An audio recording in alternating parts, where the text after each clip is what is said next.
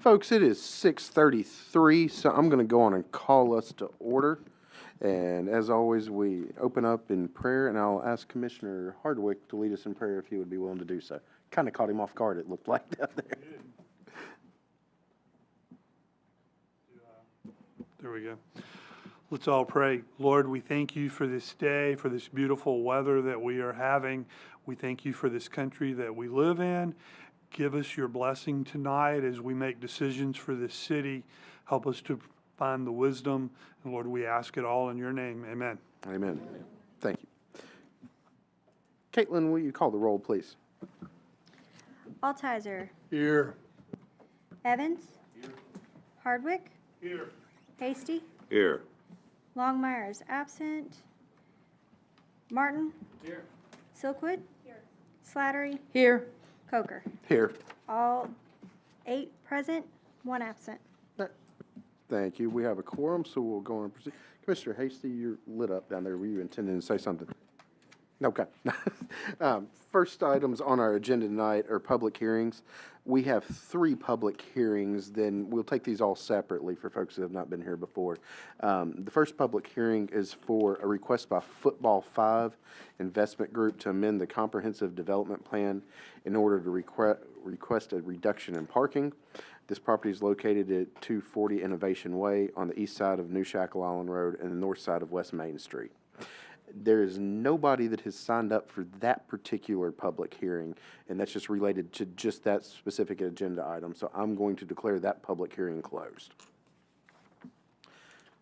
The next item up for public hearing is a request by JLR Property Holdings, LLC, to rezone 74.9 acres from estate residential to suburban residential low-density plan development and to approve a preliminary development plan called JRL Caldwell Drive. The property is located south of Caldwell Drive. It's identified by Sumner County Tax Map Parcel 161-065.00. We did have a little bit of interest in that one. I know that's going to come as a surprise to folks here on this, but we're going to have a public hearing on that. We've had several folks that have signed up for that, and so for folks that are new that have not been here before, just when you come up to the podium, you have up to 5 minutes to speak. Just state your name, even though I'm going to call your name. State your name again and state your address. It's okay if you don't live in the city limits of Hendersonville. That's fairly common. I know there's some interest that where this particular one kind of borders, that there's some concerns in Hendersonville and Goulitsville both on that. I will also add we have several people that have signed up for this, and so you don't have to use your allotted 5 minutes. If somebody else has said exactly what you want to say and you want to just say amen, feel free on that. So, but with that, the first person we have signed up is Debbie England. Debbie, if you would step up and just again introduce yourself and give us your address, please.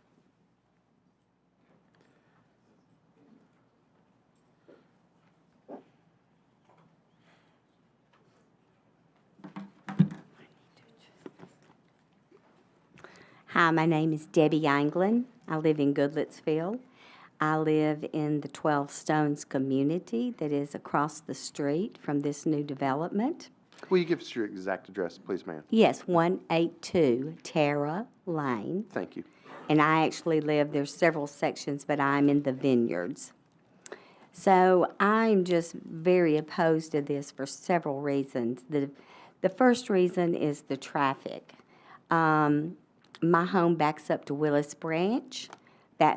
Those homes will be zoned for the beach schools, Mansker Creek, and they're going to be cutting through our neighborhood to get there. So I don't want the traffic there. We live in a senior community where it's very quiet back there. And also, the traffic on Caldwell Lane will be horrible. If y'all have looked at the map, I hope you have, 12 Stones comes out on Caldwell. The entrance to this new development, it is not where you can ever put a light. So that's a real problem because we will have people turning into 12 Stones, and then you'll have people turning into this new development. So that's a real issue, and if you ever travel down Caldwell, Pope John Paul is there. We already have enough traffic trying to get out in the mornings and in the evenings with all the traffic that Pope John. But if you ever travel Caldwell, you've probably noticed that we have a fence around the golf course, and how many cars have gone off and hit that fence. And you come down that hill and you have a turning lane, which right now there's not room for a turning lane to go into that. They have added one into 12 Stones. It's just going to be horrible because people are going to come flying down that hill and cars are going to be backed up. So we don't want the traffic in Goodlettsville, and I don't want it going behind the house. My next issue is if you take it from agriculture, is what they're trying to do, to residential, there's 74 acres back there. So we're opening up the floodgates. So you get one development started. I realize that it is in a floodplain. They have brought in all this dirt to build this area up. And where's that water going to go? And since y'all aren't really in Goodlettsville, that land already floods up to Caldwell Lane. It just happened months ago. Had to evacuate all the horses that were there. So where's that water going to go? So that's a huge concern. So those are the two main things that I don't think it's going to add anything beautiful to our neighborhood. The homes, if you look at the plat, sit way back off the road.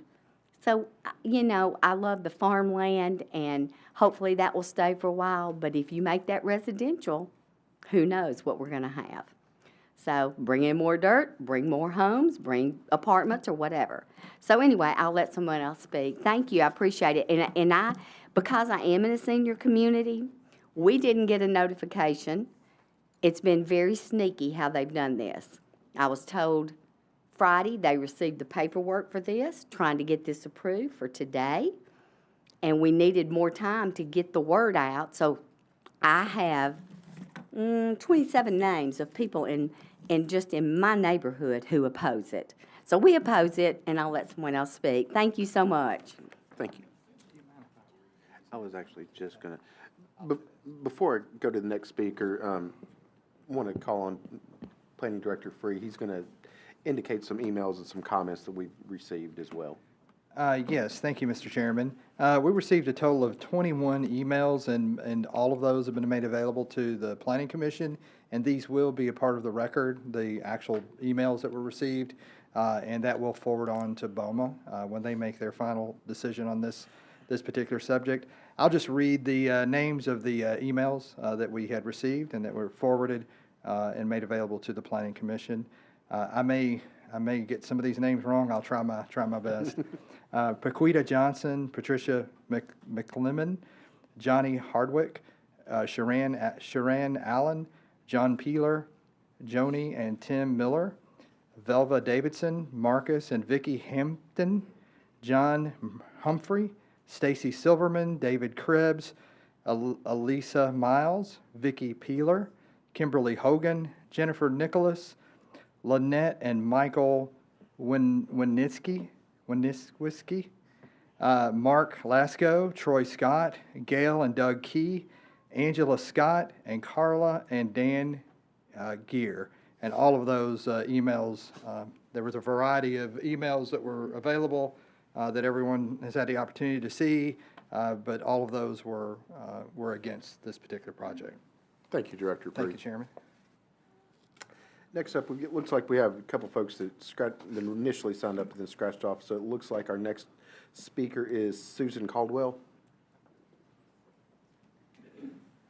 And an appropriate last name to speak on this I subject. have nothing to do with that road. I'm Susan Caldwell. I live at 131 Joshua's Run in Goodlettsville in 12 Stones Crossing. I am on the board of the HOA board for the community. We have over 200 homes in our community right now, with another 75 in the vineyard. That's a lot of traffic that uses our front entrance all the time. Caldwell Drive is a very narrow, hilly road, curved, a large curve on there, and there's little to no shoulder on there. The traffic on this road right now is heavy. and it's increasingly getting more heavy with people cutting through Willis Branch. John Paul High School is a few hundred yards down the road, so therefore there's even more traffic now. And the road comes almost to a slow to stop during the school, during before and after school. So we would appreciate your consideration on this for the people that live in this area, how detrimental the extra traffic could be in our area. Thank you. Thank you. Next up, it looks like we have Vicki Hampton. Hello, I'm Vicki Hampton, and I live at 125 West 12 Stones Crossing, and I'm also a member of the HOA in the 12 Stones Golf community. And my husband did send an email. I won't repeat everything that he said, but I will say amen to everything that everyone has said so far.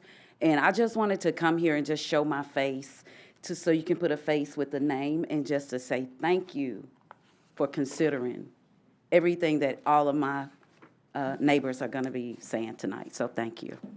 Thank you. Karina Lasko.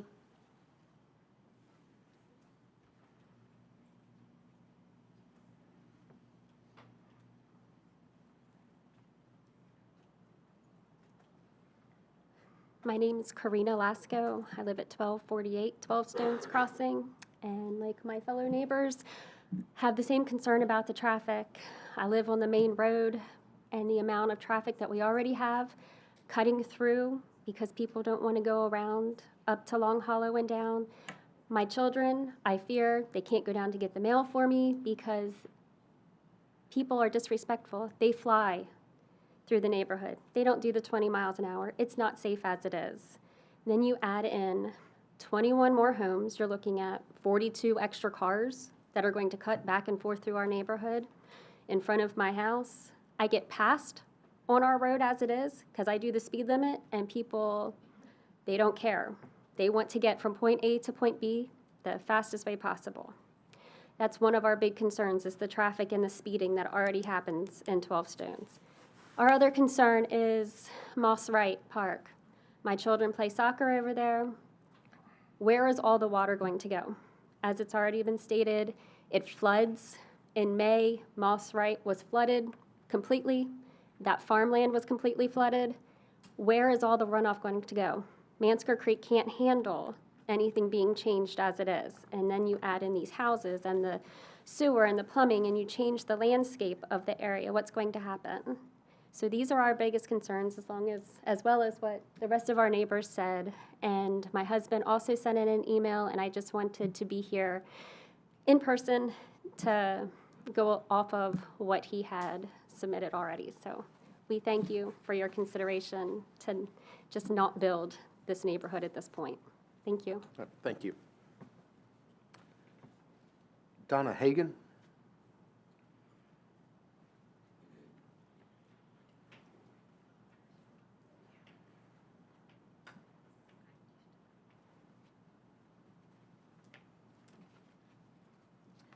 Donna Hagan. I live at 180 Terra Lane in Goodlettsville. Amen to the traffic. And my real concern is for the safety of the people coming down that hill, because already we see that fence knocked out so many times. The other thing I'm concerned about is, and I don't know a lot about how planning goes, and I just wonder if these steps have been taken. I know that FEMA has to have something written up that this development is not going to raise the water more than 1 foot above where it already is raised during flooding. And like they've said, it floods. My grandson plays soccer, and there's so many days he can't play soccer at Moss Wright because it's flooded. All the fields are flooded. And we have flooded in our area, and this past May, the area there, the creek runs up over the road in Goodlettsville and comes up near our homes. It flooded in 2010, so is this going to cause more of a problem for that? So I want to know, has FEMA signed off on this? And also, I taught biology, so I'm concerned about the wetlands. Has the Corps of Engineers signed off on this? And I was under the impression that they had to have like 6 weeks' notice or something if there's something happening to the wetlands. So those were my questions. Thank you. Thank you. Next speaker, and I believe last speaker that we have signed up, is Drew Hardwick.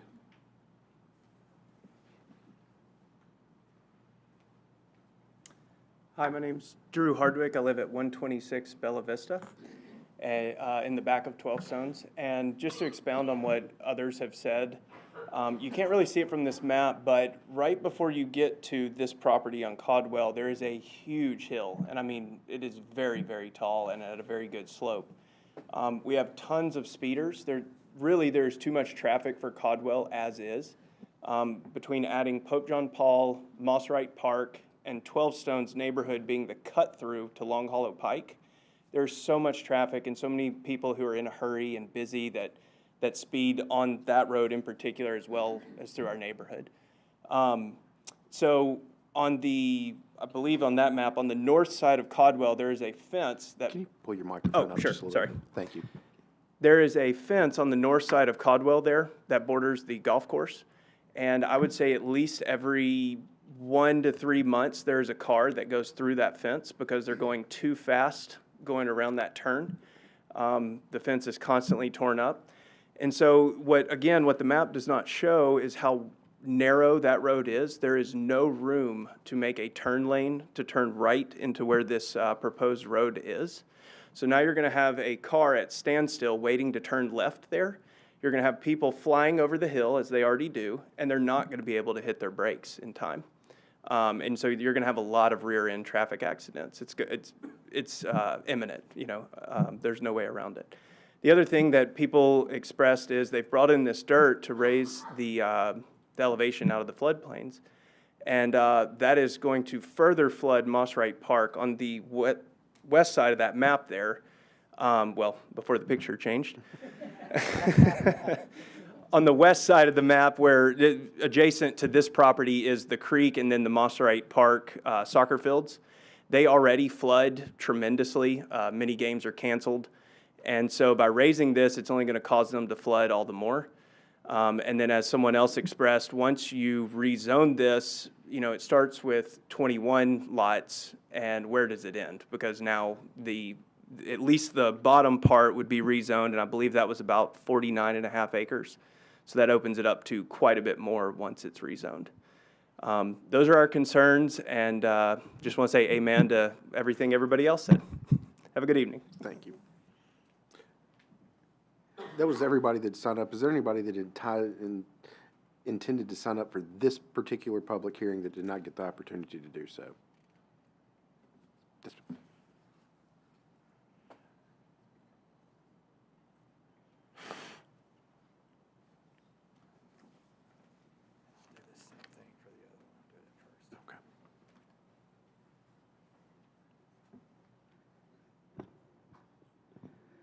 Hi, my name is Liz Hall, and I live on Willis Branch Road, 1248. And so we have property that backs up to the backside of 12 Stones. And so we have a perspective of not only is the traffic bad and going to get worse on Caldwell, but you have to also look at where that flows into. And so 65 is already bad.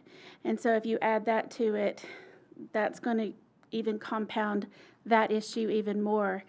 And so when I leave in the mornings, yes, we have to go down and, you can go through Caldwell or you can go Long Hollow. And I go Long Hollow because already 12 Stones is congested. A lot of times, I know somebody already said it was backed up, and it is backed up and can add an extra 10 or 15 minutes to you trying to just exit that neighborhood. And if you look at that and then compound that with even more traffic, you think of, okay, who all is going down to I-65 and how congested is it to get onto 65? Well, anytime between about 6:45 and 8, depending on what time I have to leave to go to Nashville, the lights to get to the actual entrance for 65 are backed all the way back. And sometimes even back past Publix, which is right across from Caldwell. And so if you add that into it, you have to consider even more of a backup and even more congestion. I think that's dangerous. I think that, not everybody leaves on time or early and that kind of thing, so that's going to make it more hazardous. And then, also when you're looking at even just like with the flood, we've lived on 1248 Willis Branch for 20-something years. My husband's grandfather lived there, and so they know how the creeks are and how they flood. And, in 2010, the water came all the way up. It was coming up our dead end part of Willis Branch. And that was because, it had flooded up and filled up into the dam. And so I'm also concerned with if we reroute any of the drainage of a community into that, it is going to more back up and more flood. And not just that, but you have to consider what kind of property damage and what kind of insurance rates are going to go up for people. And then when you look at Pope John Paul, they had all of that whole road, and I can't think of the name of the little street down that we exit out of for Pope John Paul, but all of those houses are gone and removed, and people don't build there for a reason. They don't build there because the water was over their roofs. And I'm sorry, but if I was going to build a very nice house next to a creek that I already know has a history of flooding over people's roofs, where now people can't build houses at all. I mean, there was a really pretty house that had a swimming pool and had real pretty landscaping. That house was plowed over, filled in, and gone. It's not there on Caldwell anymore. And I just that's not fair to even put something like that to be at risk for people who are going to spend that kind of money. And so all of that said, also, we have a really bad deer population, and I know that everywhere does, but the whole hill that they're talking about for Caldwell, where this light will be, deer run across there all the time, and people that come through there are going to be probably speeding or whatever, and it's already a hazard. And then to add that onto it, taking away part of their land, they're going to be more forced into this area and cause more of a hazard, more of traffic concerns in that respect as well. So I just want to say, I appreciate the people trying to do something with their land, but this is not the place. It's not going to be a safe or conducive idea for this to be built in this area. So I appreciate you hearing us and taking the time, and amen to everything that was said before. Thanks. Thank you. Would that be our last speaker? I'm going to declare, did you intend to sign up for this as well, ma'am? Okay, then step up, podium if you would, please, and introduce yourself. Thank you, everyone. My name is Teresa Moran, and we have a house at 1005 Caleb's Walk in the 12 Stones community. And we only bought that house in 2018. But so we had known about the big flood in 2010 and everything. But after we bought the house, we came to find out later on that we had a tremendous water problem. And it's not a water problem that's been there a long time. It was newer problem. It would have ruined the house if it had been there, since the house was like 17 years old when we bought it. But anyway, after all the specialists came, we came to find out that after the 2010 flood, that it shifted a lot of the silt dirt under the limestone and things, and they were having a lot more water problems. I talked to the developer that built the house because I just needed to know where all the drainage was going. But a long story short, we had to spend over $20,000. We dug halfway downhill into our front yard, and about 4 feet down, we had water coming towards our house. I have videos of water coming towards our house underground. So I'm very, very concerned with any more water. Our house was under the house in the 2010, our house did get flooded in the crawl space. But across the street, Elisa Miles, who did, her whole house was underwater over by the swimming pool. But any additional water coming this way is not only a problem above ground, but it's the water channels under the ground as well. So we found out the hard way that we had to, completely divert, all kinds of things under there. But I just want you to closely understand that, a lot of our areas, any more waters to our creeks, as they mentioned towards Terra Lane, that was closed down in the last flood that was in spring. We were closed down by the police to even get crossed. So water concern is a main situation, and I guess we're just one that personally, and Elisa, that had to spend tons of money to protect our houses. And we are in no not flood zone, but if you look up this property, even on Redfin, it says it's in a major flood zone. So, thank you. Thank you. With that, I'm going to declare this particular public hearing closed and move on to our third public hearing.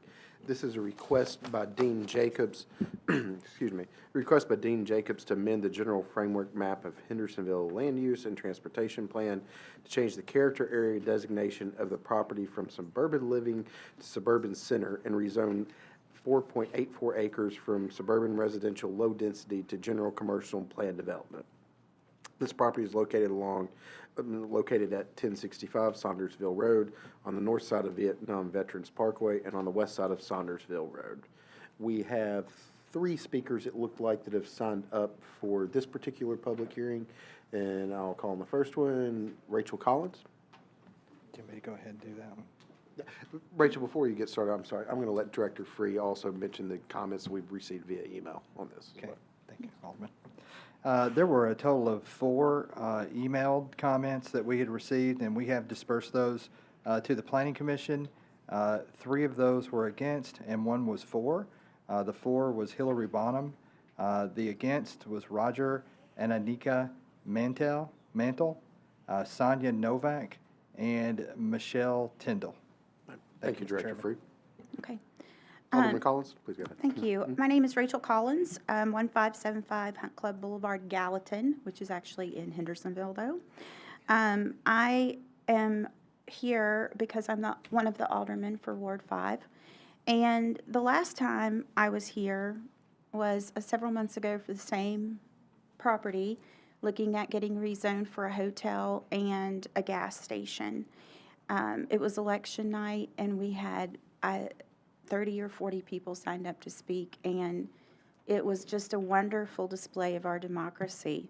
I did not speak because on that particular request, my mind was closed.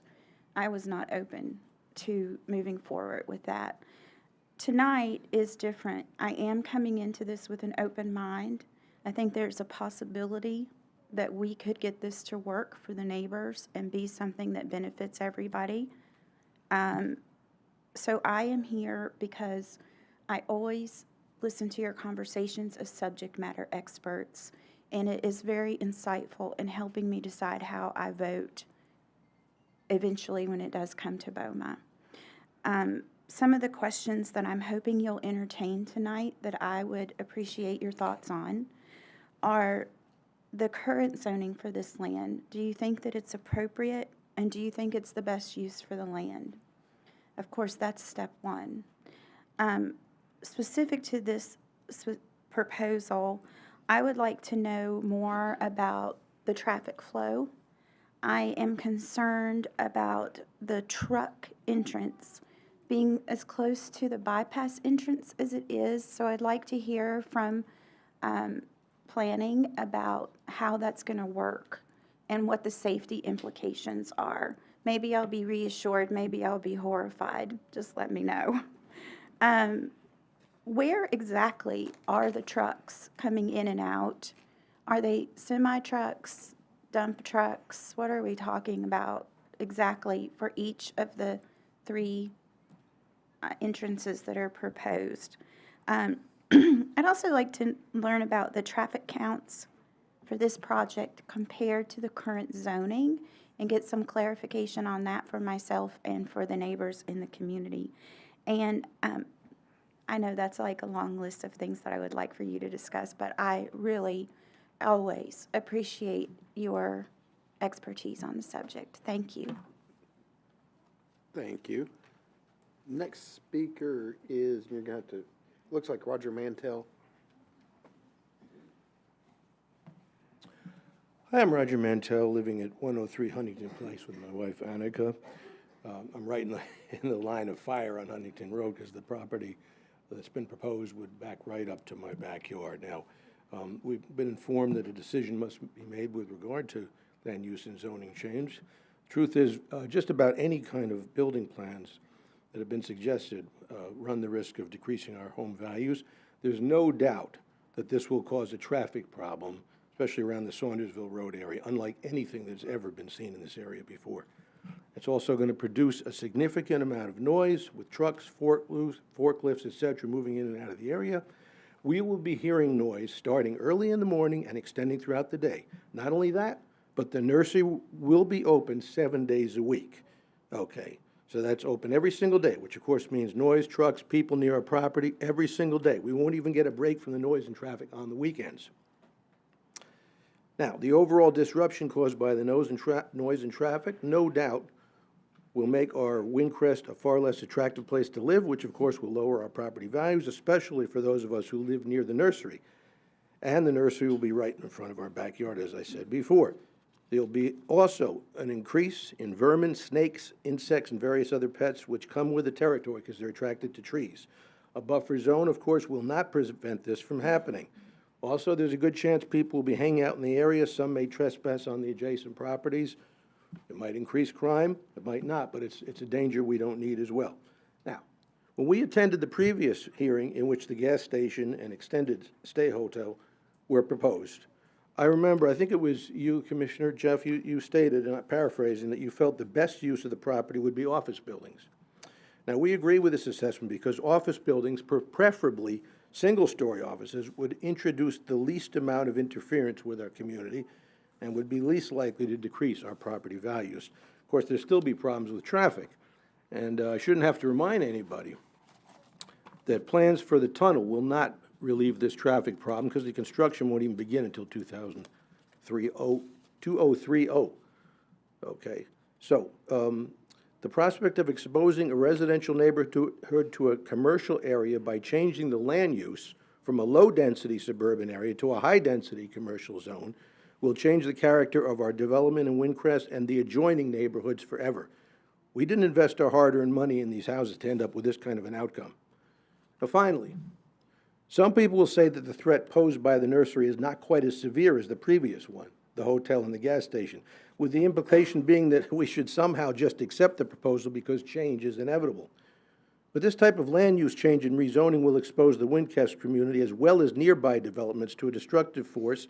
And when reading over the literature included in the future land use plan request, I noticed that the Planning Commission is supposed to make specific findings with regard to land use and zoning amendments. Statement B states unequivocally that, quote, there will be no significant adverse effect upon adjoining property owners unless such effect can be justified by the overwhelming public good or welfare. Well, obviously, the increased noise, traffic, possibility of pestilence, etc., will no doubt have an adverse effect upon the adjoining property owners. Property values will decrease if a commercial property is placed right in our backyards, and the danger posed by the increased traffic will affect everybody in the area. Okay, there's nothing to suggest that this adverse effect can be justified by the overwhelming public good or welfare. This type of destruction does not bring with it anything that is for the overwhelming public good or welfare. Truth is, the owners of the business and the developers may benefit, but not the general public, and certainly not in an overwhelming way. Okay? Our residential area will be threatened, and ultimately our quality of life will be diminished if these plans are approved. Now, there are other places in Hendersonville which would be much more appropriate for this nursery and would not have an adverse effect on adjoining property owners. Another problem is, once the land use designation is changed, any number of businesses can move in if the nursery fails, and we've noticed some of the reviews on this have not been very good, to say the least. Why should our beautiful community homes be threatened with this kind of destruction? This is a suburban residential area. It's simply a no-brainer that any type of land use and rezoning which threatens nearby neighborhoods, multiple communities, and housing developments is irresponsible. It's a non-starter, and that should be obvious. Plans of this sort can also set a dangerous precedent for this beautiful city. Is this the future of Hendersonville? We certainly hope not. And we hope you feel the same way, too.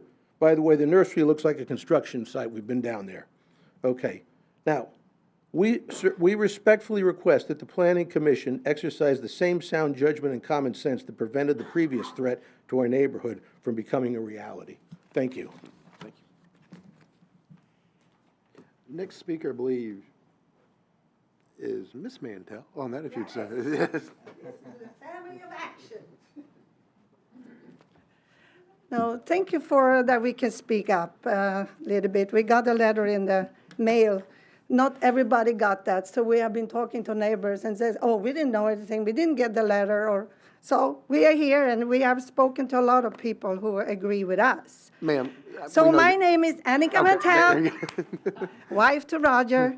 We live in 103, right up in the corner there to the left, to the 1065 Hendersonville Road property. And we are here again because of a new request by Dean Jacobs to change the land use to suburban center, like with the rezoning property to general commercial. Why is it that again and again these proposals come up to change the status of this property that originally was given the land use as being suburban living and zoned for suburban residential? And it was and is still meant for one family house with low density qualifications. The town of Hendersonville did zoning so the town should be an attractive and safe place to live in. A town desired, I quote, a town known throughout the state of Tennessee as one of the finest places to live, to work, and to play. A town that offers a unique blend of city living and spatial country surroundings. Are these statements still accurate? Are we still following the plan? A beautiful idea that was in the intention for our Hendersonville? Or are we quickly changing due to outside threats and demands from developers and big corporations? Are we no longer keeping our values about land use and zoning? Those plans came into place so we citizens of Hendersonville knew where we could plan our family future and invest in our houses, in our future, in the residential area without threat, with protecting our houses, our investments, what we have done with small people. And we researched, Roger and I, a lot before we bought a home in Windcrest. And we were so pleased with the character of Hendersonville. Its rich history, including its incredible music history and its progressiveness and emphasizes on family, recreation, crime prevention, great restaurants and many small companies, and beautiful green places and open spaces. So it's really a town that we can love and enjoy. It is, if we don't destroy it. A town with a big heart, a town that listens to its citizens, a town that balances the pressure of this time, still keep it moral values, just as we and the neighbors in Windcrest knew what we invested in when we bought the property. The owner of 1065, I don't know who it is, Sandersville Road, knew what he invested in. He knew the land use as suburban living, and that it was zoned for suburban residential. And according to that, he knew what it should be used for. Did he take it for granted that he could change land use and zoning as it pleases him without taking in consideration what consequences this could be for neighboring properties and for traffic, for noise, and drastic problems? Yes, the time now seems to be the me generation. What I can gain, what is best for me and myself. a time now that we have forgotten the royal law. Love your neighbor as yourself, and treat our others that you want to be treated. So I hope that the owner of 1065, if it's Dean Jacobs, Hendersonville Road, consider these statements and stick to the original land use and zoning. And he's welcome to build something there. And I hope that also the town of Hendersonville, BOMA and the Planning Commission, sticks with its genuine, original, moral values and do not approve any change to the land use or any change to the zoning, SR1, one house, one family house. And, you know, once we change it, it's trouble. You know, you don't know if the business, nursery, will it stick together for 15 years? What happened with this property? Does it go bankrupt? Another company comes in? What happened? You know, once we change it from one zone to the other, that's it. And I thought you were an honest town, you know, to stick to the values that you created in 1969 with the zoning, residential zoning. Yes. And we do what is right in God's eyes, right? And God will continue to award and bless us and the town of Hendersonville if we do what's right. Right? So thank you so much for my words, for the words. Thank you for listening. Amen. With that, that was the last speaker on this particular public hearing, which is our third and final public hearing on that. So I'm going to declare that public hearing closed as well and move on. And for folks, again, that I'll just kind of explain for folks who have not been here before, what we do is we have the public hearings on this, and then we go through our agenda items. So all this is going to come back up in a moment. Yes, ma'am. Did you intend to sign up for this public hearing? Okay, okay. Yeah, I'm sorry, we just had less on that, so, yeah, you're.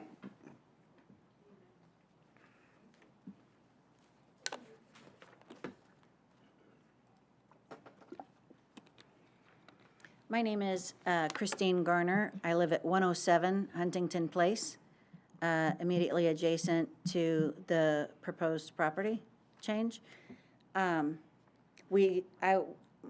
husband and I were also at the last meeting when we were considering the hotel and gas station. Clearly not an option. It was an absolute no for me. I do have to agree with our Alderman Rachel that this could work. I'm really hesitant, especially because I'm adjacent and that's my backyard and we have an in-ground pool. We've got little girls and I really don't like that it's being considered for a public space. But I'm open to it, and I wanted to just express my concerns as well as some requests that might make this a little more palatable for our family as well as our neighbors who are also adjacent. So I did do some research about Moon Valley, and I looked at all of their locations across the U.S. You might imagine it took me a long time if you've looked into this company at all. There are 2 locations in the entire country that are even sort of near a community like ours.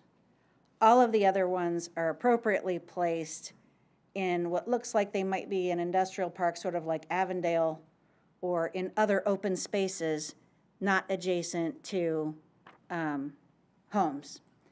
And I think they do that because that's the appropriate placement. And so if we were not able to make this work, I agree with the other folks that have said, I think Hendersonville definitely could benefit from a place like this, and they could benefit from being in Hendersonville, but it just may not be this location. This just may not be the spot for them. Could I have permission to approach the map? Certainly.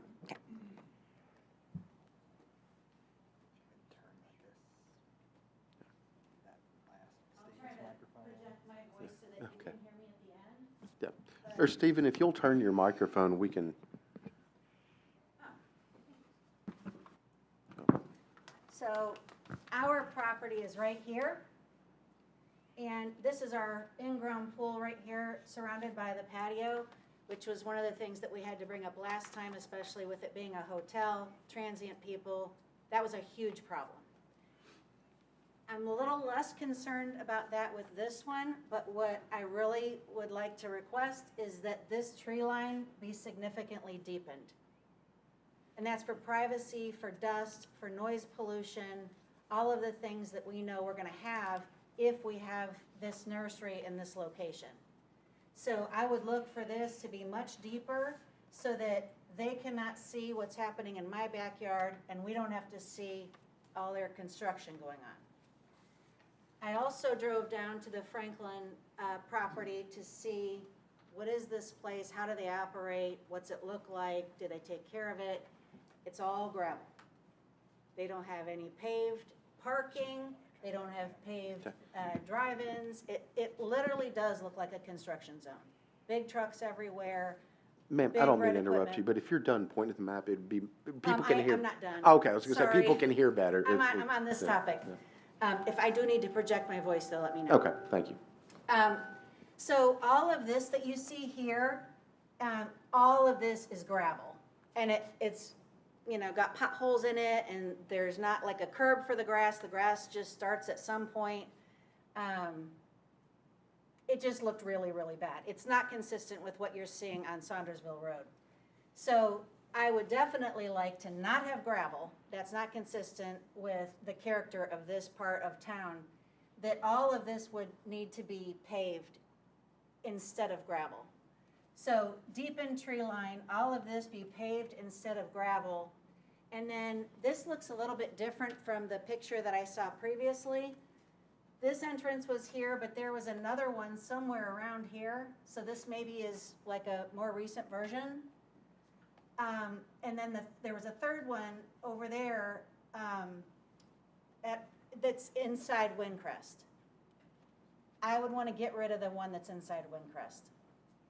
It doesn't make sense. We've got a little median, I'm sure there's a name for it that you guys know what it's called, but it's the little median thing in the middle of the road with the trees and the mulch and all that. So it wouldn't even be easy to use that. And what I would propose instead is separating this area just so that it would give our community more comfort, to extend the tree line all the way to the road and have this just be completely separate. When we're pulling in and out of our subdivision, that's all we're doing. We're not pulling out next to a nursery. And then the other thing that I have concerns about is traffic. I trust that if you guys have done your study that the traffic will be okay. And then also, sorry, I'm going over my time a little bit. Is that okay? We'll give it a little bit of grace. Okay, thank you. And it took me a long time. And I think I may be the last one anyway. But, and then also the building down there is kind of some cheap looking white, I don't even know if it's siding. I would like that building to be more consistent with the character of the area, which would be brick. And I think one of the staff members mentioned that this building would need to be brick instead of what they had proposed. And then I would also be concerned about the pests. So critters, pests. I don't know if this retention pond is gonna be a mosquito breeding ground, but I'm a little concerned about that as well. And then I have the same question Rachel did about semis. So I really don't want semis pulling in and out in my backyard for the noise, for the pollution, all of that. And I didn't know if there's a way to limit the size of truck that is approved to come in and out of here. So work trucks I understand, but if there's a way to not have semis coming in and out of there, that's something that tens of people have said on our Facebook page that they don't want to have, is the semis coming in and out of there. That's all I can think of right offhand that I was going to mention, but, oh, sorry.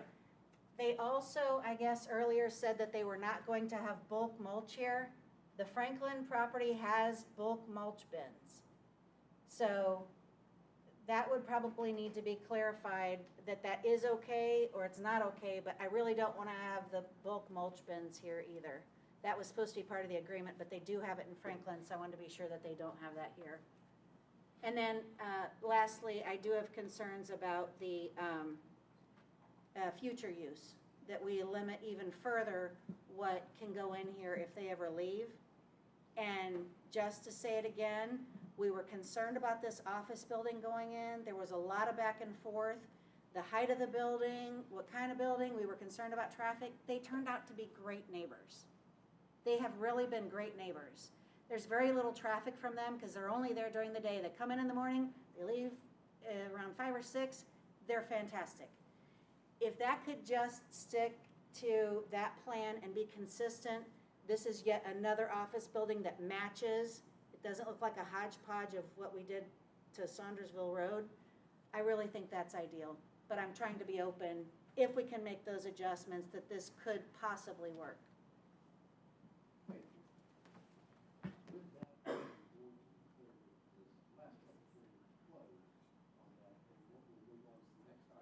I'm going to try this again with the microphone on so people can actually hear me. With that, I'm going to declare that third and final public hearing closed. We'll move on to the next item on our agenda, which is public comments, which we have this every month. This is just opportunity for citizens to get up to speak. No one has signed up for that, so we are going to declare that closed as well and moved on to item 5 on our agenda, which is acceptance of agenda. So I am going to entertain a motion to approve our agenda as presented. We have a motion from Commissioner Silkwood and a second from Commissioner Altizer. Go with the voice vote on that. All in favor, please signify by saying aye. Aye. Any opposition? Hearing none, motion carries.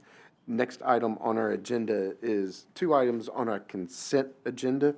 And we have lost Director Free. I think he'll come around to pop back in here in just a moment on that, but this is usually his time to kind of mention these things. We have 2 items on our consent agenda, one for Jim and Nick's site plan and the other for Rio Bravo site plan.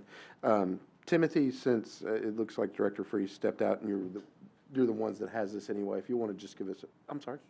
The minutes?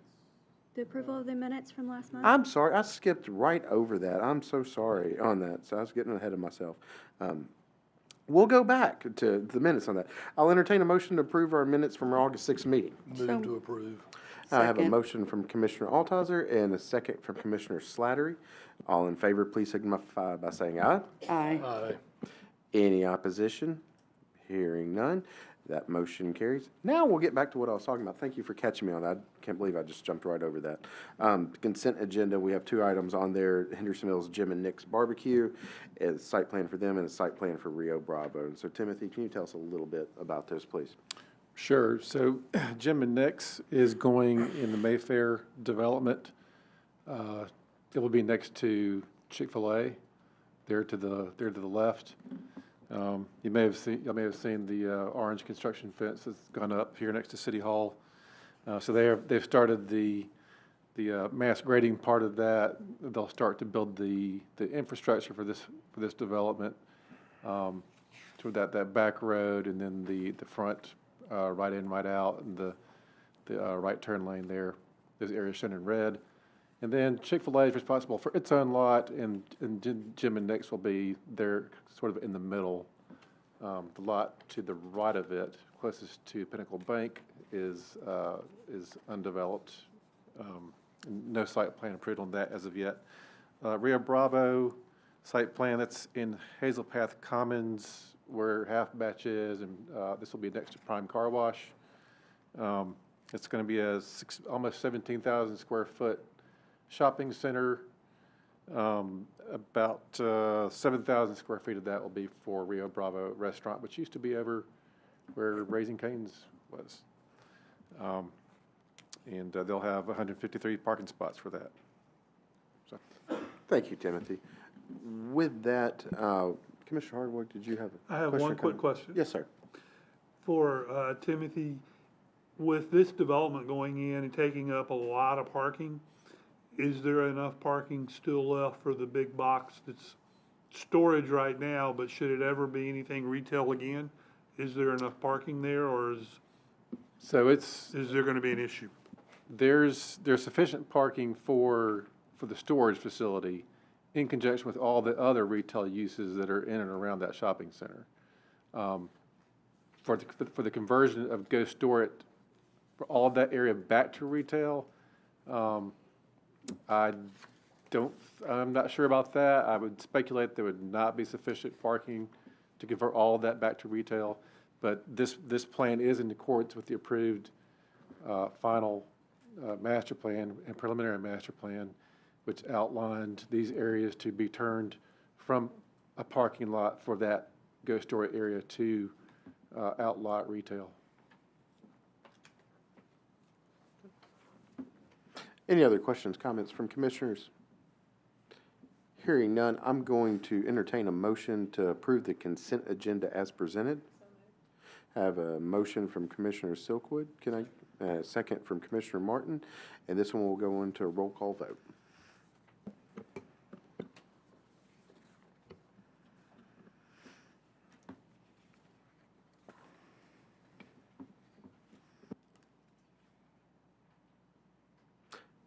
Is everybody kind of locked in? And Caitlin, will you read the results, please?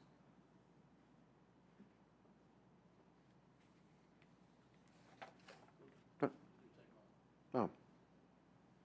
Is your... Still not locking it? Yeah. Okay. Mic works. Can we redo it? Redo it. Sorry. Jason, can we try this again? It may have, see if that. That now. There you go. It did record you now, Commissioner Martin. Yeah. All right. Caitlin, will you read the results, please? Motion passes with 8 yeses, 0 nays, and 0 abstentions. Thank you. Next item on our agenda is where we'll get into development plans. The first one corresponds with our first public hearing, and this is for football 5, and there was a waiver requested with this. And so do we have a representative from the developer here this evening? Yes, okay. If you would, step up to the podium on this,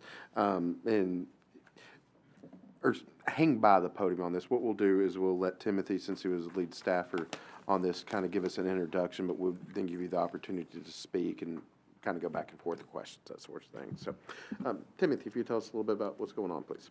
Sure. This is a request to amend the comprehensive development plan for football 5.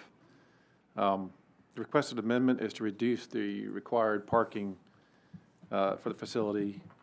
The amendment still has the same building size and the same size playing field that the city's required parking is based on, but the owner would like to present to you some case studies of some similar facilities in the Nashville area and request a reduction of 94 parking spaces.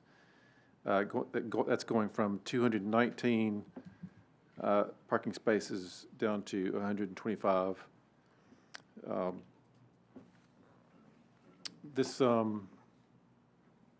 This request, or this reduction, represents a change to the outdoor recreation parking ratio from 2 required spaces per 1,000 public use area. This is what applies to the playing field, this particular ratio. So going from 2 spaces per 1,000 square feet down to a proposed 0.5 spaces per 1,000 public use area. I believe the applicant has a presentation to present the parking analysis. Thank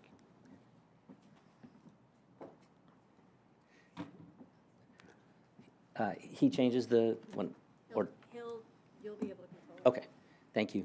My name is Fernando Crosa. Nice to see everyone again.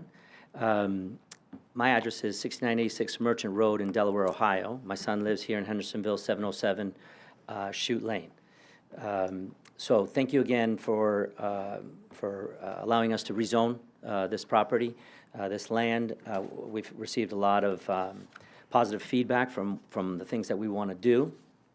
First, I want to tell you a little bit where we stand, what it's going to look like. That's a picture of the facility building.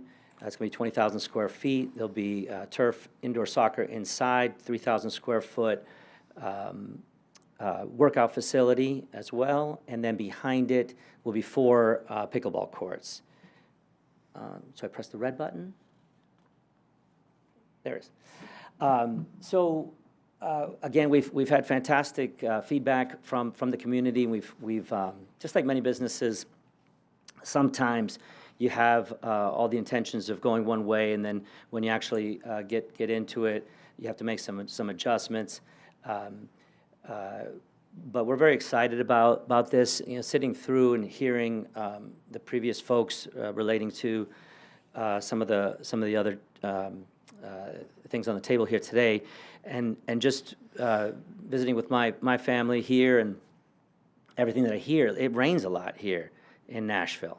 I didn't realize that, because every time I come to Nashville, it's always on Broadway, and it always seems to be, sunny down there. But it's a problem for sports here. It truly is. And we're proposing the facility that we're going to build on the 6.5 acres is going to be a turf field. And it's received a lot of excitement, and I didn't understand truly why until I started meeting with some of the soccer folks here in town. Of course, I hear all the time from my son how his games get canceled quite a bit. Another thing I wanted to mention, we did sign a licensing agreement with Nike. We're excited about that. So our building is going to be beautiful on the outside, and big football 5, Nike swoosh on it as well. The field will be elevated. It's going to be 110 yards by 70, which is full regulation FIFA field. We're going with the highest quality of turf, which means less injuries for our athletes, and that's important. We're very focused on proper drainage for the field and the facility. And one thing that has changed since the last time we met was sort of the purpose of our intent. Originally, we were open to recreation and open play. And then again, visiting with some of the real soccer people here in Hendersonville, with Tennessee United in particular, director there, sat down with him, and he really shared his business and helped me and Sam understand how they run their soccer club. And it became more evident that, and some of the other sports facilities that we're going to take a look at, they really, it became more evident that we should partner up with one soccer club and somewhat privatize the use of Football 5. They have 1,250 athletes and growing. They do have, I believe, one turf field, and the rest are grass fields. So without Jonathan showing me his hand and me showing him ours, I believe that this is a very good opportunity that we're going to grow into, because there's several clubs and teams and ages that he represents, and they cancel a lot of practices and they cancel a lot of games. So I think that he feels that with Football 5 and our turf field, then that's one field that he won't have to cancel, and that's important to him. From our standpoint, it really redirected us towards what are other similar type facilities doing, and so we ran into the Nashville Soccer Club. If you could change that. I'm not pressing the... Yeah, there you go. Okay, so that's a quick look at our design right now, the 20,000 square foot facility, and then the soccer field as you enter. Sorry. Again, we met with Keith and Timothy, and they were very helpful as it relates to the city's position on the number of parking spaces required. We just wanted to see what other clubs and what other sports facilities operate. Nashville Soccer Club, this facility is, I think, in Antioch. It's got double the size of the field house, 2 outdoor fields, and does it have the number of spaces there on my slide? It does not, but I wrote it down. It's got 119 total parking spaces. So again, we're proposing for one soccer field and a 20,000 square foot field house, 127 parking spaces. Again, I think one of the reasons, and this is why we started really talking to Tennessee United, I think one of the reasons why parking is not an issue in a facility like this is because they privatize the use of it, and they don't just let as many people as they want to come in here. They have a very structured training program, very structured games, and it's never, there's never a parking problem here. Similar facility, Curry Ingram. This facility has 222 total spaces for 3 outdoor fields, 5 tennis courts, and they also have the academy teams for Nashville Soccer Club. They have regional tournaments as well.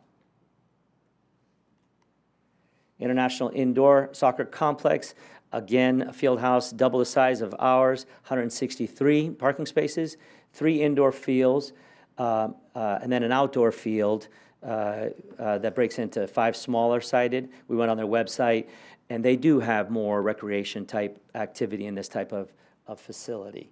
So I did submit a lot of this information in a 4-page type document. I don't know if you guys have received that. And so I don't want to waste 100 years of higher education with these PowerPoints, but it's all in there as well.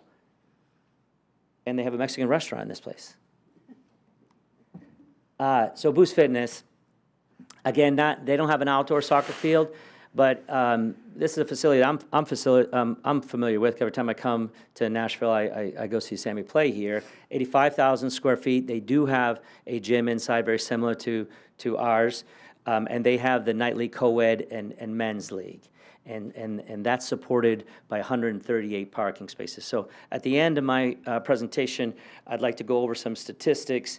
We hired a parking and traffic specialist here in town. They put a camera at this facility. So we wanted to quickly take a look to actually, see, what kind of traffic parks there. But this facility, again, is much larger. They also have 2 swimming pools. And again, and we'll talk about it here in a minute, we understand that certain, like fitness, most people work out in the morning. And then the soccer is generally 6 to 9, 6 to 10 p.m. in the evening. So some of the activities that happen inside will be done by the time, the folks come, from soccer, for soccer. And then the specialists with the parking studies grabbed this information for 3 parks, Heartland, Harpeth, and Ezel. And so, again, I don't know if this is as much of an indicator as really the use of what our facility is going to be, but these facilities average less than 43 spaces per field. And so again, we're going to have 127 spaces. On a slide here coming up, we'll go over which facility uses what. The other issue, or the other facility that's a little bit more closer to home is Drake's Creek. And from what I understand, I've never been to Drake's Creek, but I understand that it's a massive facility with 11 fields. Jonathan with Tennessee United shared a picture from last weekend of him trying to pull out of there. I don't think the issue at Drake's Creek is necessarily a parking issue as much as it is traffic congestion. Regardless, they have 11 fields and 536 parking spaces, which is about 50 parking spaces per field. And that's right here in Hendersonville. I'll go over, the study that Gene did using the Institute of Transportation Engineers, and I've got some real smart people here as well that can dig in with the numbers once the questions start flying. From our standpoint, football 5 is going to be busy in the morning with people that work out, and then it's going to be busy from 6 to 9 p.m. Monday through Friday for soccer. And again, if we partner up with Tennessee United or a soccer club, generally Monday through Friday is not going to be an issue. Most clubs practice 3 of those 5 days. Generally, we drop our kids off. Some of us stay to watch training, but we come back in 2 hours. And so the traffic in and out for 127 spots should not be an issue Monday through Friday. Even for games, it's just going to be 1 game because that's what the time will allow. So you have 18 players on each side, 36 players, 2 coaches, that's 40, and 3 officials, that's 43. Most of the kids do not drive, so they'll have, parents there. And so, again, Jean, I apologize, I don't have her company written down readily available, but she used the ITE trip data for the different types of activities that we would be using. And the morning peak hours will show an average of 13 cars per peak hour. So some a little higher, some lower, but for the indoor facility in the morning, that's what those are the amount of cars that would be coming through there. The evening hours will show an average of 25 cars for the indoor facility. The pickleball courts, the 4 pickleball courts behind the facility would use an average on peak of 10 parking spots, and then the outdoor soccer field during the week, only 40 cars, again, during a peak hour. The highest amount of cars parked would come on the weekends. And again, we have 1 soccer field. And generally, again, I explained, there's 43 people inside that soccer field, and there's parents supporting those people and bringing those people. On the weekend, there are going to be games all day long, potentially. And so you have the people from game 1 on the field and the people supporting them and cheering them on, while around halftime of that game, the people from game 2 will start showing up and stretching out. And so at that moment, you'll have the highest peak number of parked cars, and that would be 65. First game is finished, they get their stuff, they move on, and it just repeats all day long. But again, based on this study done by Jean, using the ITE information, we feel that 127 spots is appropriate for that, to support that. In conclusion, our research, again, shows 127 parking spaces. I don't like coming up here and showing other facilities that have less parking spaces or more fields and equal amount of parking spaces. I'd rather explain to you that I know that we can do this. I know that Football 5 can operate its business using 1 soccer field and the indoor facility with 127 parking spaces. It's not in our best interest to have a facility that cannot support its clients. It's not good for business. And it would push people the other way. One thing that I didn't put on the slide is I think that I can help solve some of the problem at Drake Creek, because we can do a little pressure relief off of all the people that are going to Drake Creek. Right? We don't want to take business away from Drake Creek, but imagine if 1 game every hour or every 2 hours that was going to Drake Creek can now come to our facility. That may alleviate some of the traffic over there. Again, I don't believe that there's parking issues over there, but it may alleviate some of the traffic. We're going to have an elite field, and I'm excited to bring that here to Hendersonville. There are going to be people that come, and they're going to want to play here. Jonathan, with Tennessee United, is going to have first crack at it. Generally, when these types of things happen, he's going to see the cost, the price tag with it. He's going to look at his budget, and he's not going to jump all the way in. And that's okay. But I promise you by year 2, he will be all in, because the facility is going to be that nice, and he can count on that field being open. Friends in near places. So I sent an email. Sam and I have been working, our neighbors, at ServPro and Grace Place. And timing is everything. Corey, one of the owners at ServPro, called me today on my way down here from Ohio, and he sent an email. I forwarded it to Caitlin, and maybe she'll forward it to you. But he's open to, and this is one of the ideas that Timothy shared and Keith shared with us, that if we move forward with this and we had a plan B in the event that parking was not sufficient, then this would be more acceptable for what we want to do. And ServPro, they work Monday through Friday till 5 o'clock, and then they're usually not open on the weekends. And, but Corey did express that their emergency response type operation, so the space behind their building would need to be open, but he would guarantee, he would enter into a parking agreement with us for 25 parking spots. So that's huge for us. So we'd go from 127 plus the 25 to 152. And again, I truly believe that the only time that we would absolutely need that would be for a tournament-type deal. But even in a tournament-style play, you're still having that in and out type thing. I believe we can handle that with 127, but we would allow that in exchange. They expressed an interest in using our facility for their employees in the morning to work out. So we'd absolutely love for them to be able to have that. We've been in touch with Grace Place.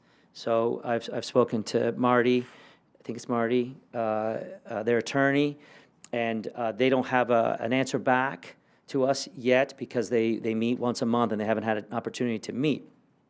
But, and there's security issues as relates to their property. But what we're recommending is next to the cul-de-sac where it borders their property, that if we, at our cost, could develop, and again, it'd have to be approved for their site plan, if we could develop and pay for 50 additional parking spaces in between two gates, locked gates. If we had to use it, we'd notify them. They could open up the gate closest to the cul-de-sac while still preserving the security for their residents on the other side, and that would open up an additional 50 spots. So that is something that that they're considering, and we don't have final word on that. Plan C, D, and E. So I own a limo company in Columbus, Ohio, and I've participated. I've gone to tournaments and Formula One races and all sorts of things where sometimes you have to shuttle people to the facility. And so that's one thing that we could potentially look at. I'm sure there's other land. I know there's a new neighbor coming in down below that's warehousing. Maybe we'll certainly talk to them. But would not have a problem moving a 27-passenger party bus down here for tournaments and establishing a paying relationship with another business that would allow us to have our guests park and we shuttle them up to the field and shuttle them back. It wouldn't be very far. New neighbor. I was told that the land next to us was sold or is being sold, and potentially they would be interested in a parking arrangement. And then Plan E, which is, I should have said Plan F, additional construction expense. Some of you, I think from this side, or this gentleman, Mr. Hasty, said that 6.5 acres wasn't a lot of land. And he was right. It's not a lot of land. It's all the land we could afford because the Walmarts and the Targets have expanded out, and we were looking at $1 million acres, and we couldn't afford that. So we picked this property, and it's fantastic city and fantastic location. We're not going to be a huge, sports facility. We're going to be very boutique, but we're going to be elite. And but 6.5 acres is not a lot of land. And so what further complicated is not necessarily the water, but the bedrock, 7 feet down. And so we're not giving up. I said it the last time I was here, where we put the building up top, staggered down parking, staggered down field. But it certainly takes away a lot of parking, ability to put parking in there. If we want to spend another $1 million, we can build that land up, and we'd have 219 parking spots. I'm trying to avoid Plan F, if at all possible. And that's all I have. I'm going to open it up to questions, comments from commissioners. Before we get to that, open up there, but I would just actually have a couple of questions for myself. One, I'd like to congratulate you for not using Drake's Creek as an example of smooth traffic flow on that. When you referenced them, I wanted to see where's he going with this. Yeah. But congratulations on avoiding that. But first question, could you pull back up your slide if you don't mind, please? Wanted to go back over to the facility there in Antioch that you showed us an aerial picture of. It was actually the one after this, I'm sorry. Curry. I think it was off Antioch Pike. I think I'd seen the street labeled there on it. Yes, thank you. Sorry.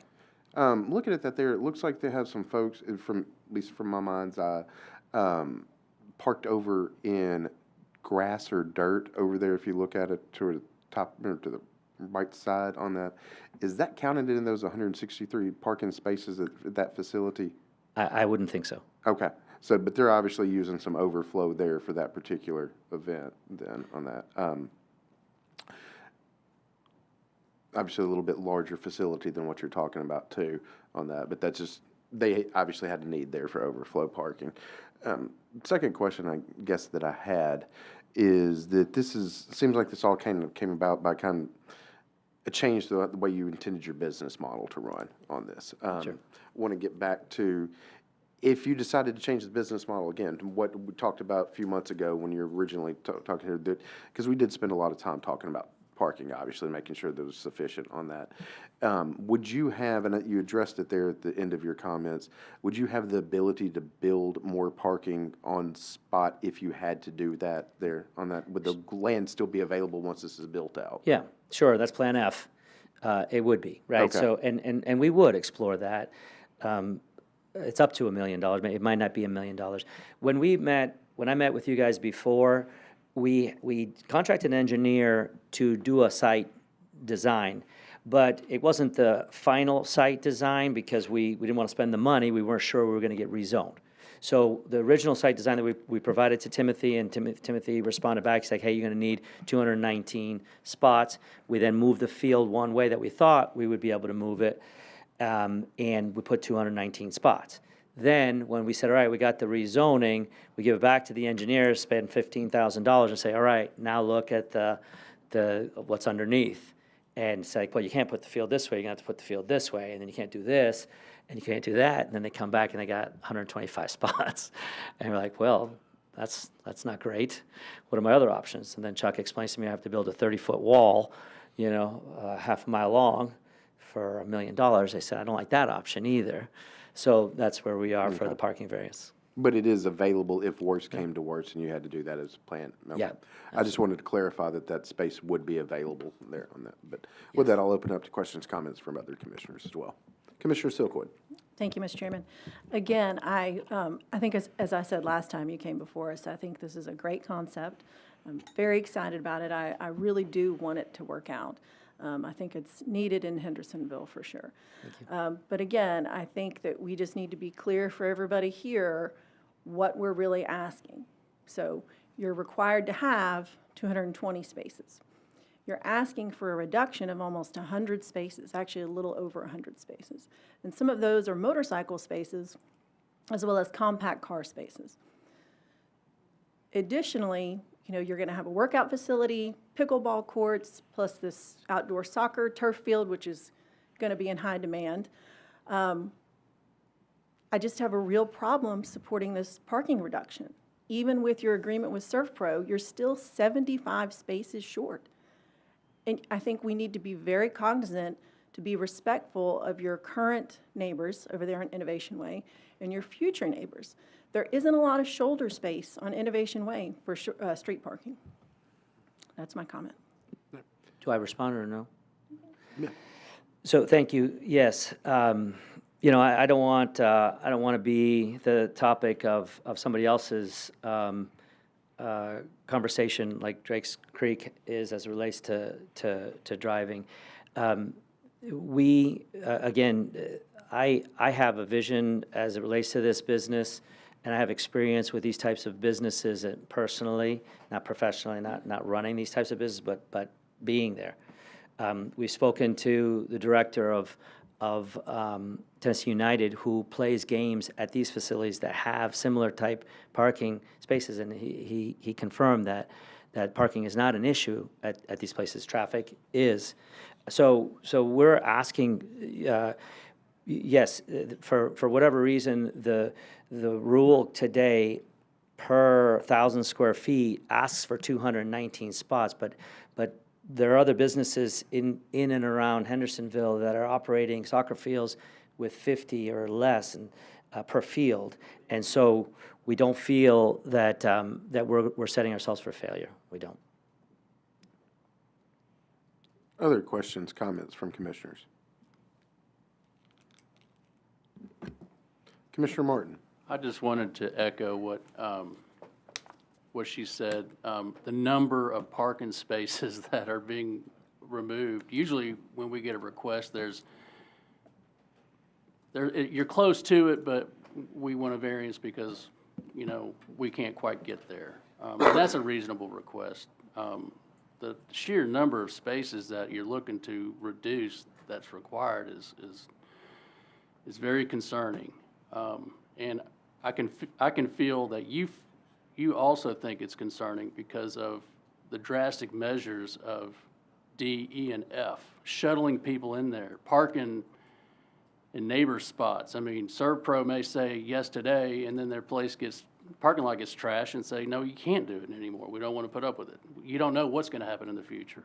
Sure. So, I mean, that's why we look at parking for sites to be able to support their own parking. Yeah, and again, as I said in my conclusion, I'm not, you know, I believe that this business can operate with 127 parking spaces. I know that there are similar facilities that are in existence today with 2 soccer fields with 119 parking spaces. I haven't been there myself, but that's what the facilities are. We hired a professional engineer that did a study based on similar type businesses, and the traffic inside there were detailed. You know, again, you know, I get it. I'm a sales guy, right? So that's why I paid $4,000 for an engineer to do and use the ITE and say, tell me how many cars. And I didn't put 13 cars, you know, on that. That's what she provided. So I do understand that if you look at it in that sense, that you know, I'm asking for 75 parking spot reduction and we sneak in some motorcycles. It's pretty drastic. But what I'm saying is that the rule as it's set up, and I could be wrong, but if I put a dome over that field and it becomes indoor space, I believe the traffic or the parking requirements change drastically for some reason. That's what my smart engineers tell me. Timothy, is that true at all? That would become indoor recreation. That would become indoor recreation, which is 4 spaces per 1,000 versus outdoors 2 spaces per 1,000. So it would be the reverse. Oh, it's the exact opposite. Never mind, I didn't mean to say that. We'll have a talk with Chuck on the way home tomorrow. But no, again, you know, I do believe that that these other facilities that are operating today in and around Hendersonville have the right number of parking spaces. And I don't know if you guys have, I know you guys have experienced some pain with the traffic around these soccer fields. But I don't know if you guys have had any people come in and complain specifically about parking issues at the soccer fields. And if not, if there hasn't been a big, you know, problem with people coming and screaming with pitchforks and torches, and I showed you, you know, 3 or 4 that have similar parking, then I would argue that we're not going to have any issues either. But I know what you're saying about my friends in near places, right? They could change their mind. They absolutely could. And again, the shuttling, you may think that's extreme. Businesses do that all the time, shuttle people in. And I wouldn't be shuttling people in for a Tuesday night game. It would be a tournament, or it would be, you know, a big weekend or stuff. I would offer that, and it would be safe, and it wouldn't be a very, you know, long distance. I did empty the tank for this presentation. Absolutely. Timothy and Keith were nice enough to give me some time and talk it through with us, and then we sat down and we said, what else? What else can we come to the board with that they would say, okay, you know, start moving forward? And so, yeah, I emptied the tank. Commissioner Evans? Sort of an unrelated observation. All three of the public hearings we've had tonight, one of the biggest problems with any of them is public and commercial transportation. And as Hendersonville grows, which we are growing, we have people from all over the country thinking how wonderful this place is and how they would like to live here. And as that happens, and with our boundaries being somewhat closed in by other jurisdictions and Old Hickory Lake, we're trying to shoehorn a whole bunch of things in here that we just really don't have room for. And I didn't believe when this first came up that there was enough room there for it, and I certainly can't be for reducing the number of parking spaces, the transportation problem we have with trying to further try to put the ugly stepsister's foot in Cinderella's slipper. Thank you. Thank you, Commissioner Evans.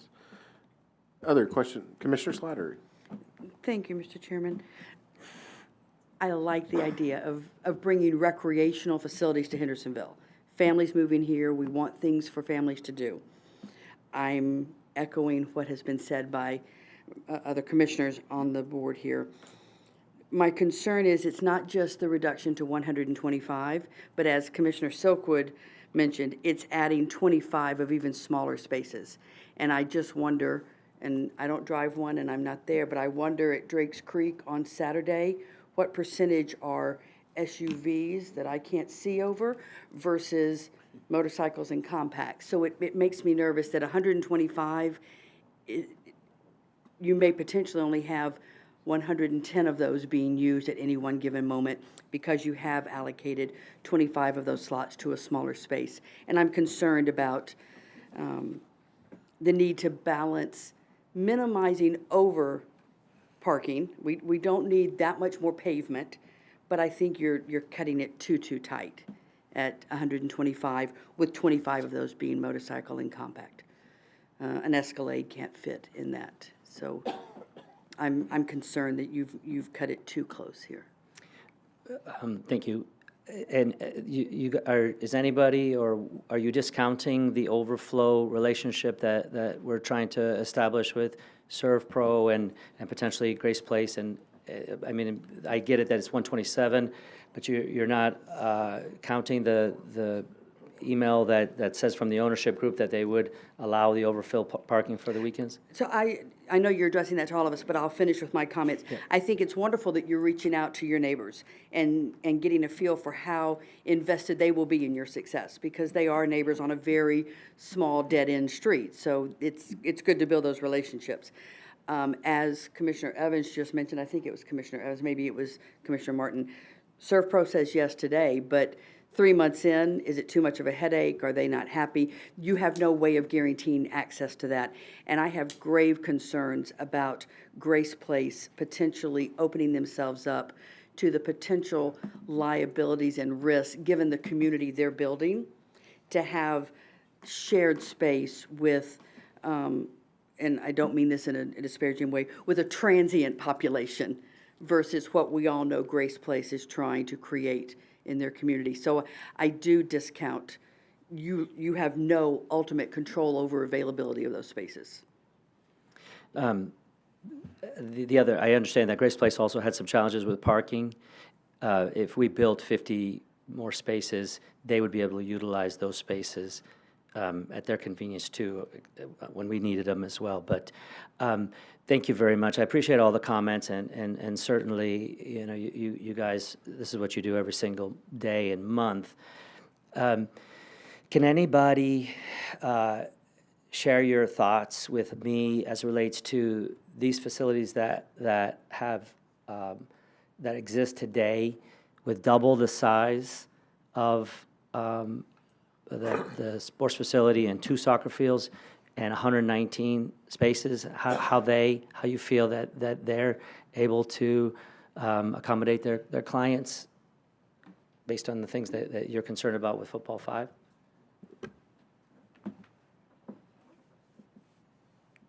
We have a number of people that are lit up down here, and I believe Commissioner Hardwick is lit up first, so I will recognize him. So my issue with the others is we don't know if they have, we know how many spaces they have. What we don't know is how it works in real life.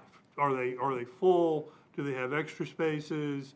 Are they overflowed? And I think you mentioned one of the places you set a camera up to track. I was curious how that went. But with that said, how many people are typically on a soccer team? 18 per side. So if you have, so that's 36 Yeah. players that'll be there, and staff would be how many? 2 coaches each side, so So 40. 3 And then officials, referees, 3. 3. So we're looking at probably 45, 50 spaces per game. Right.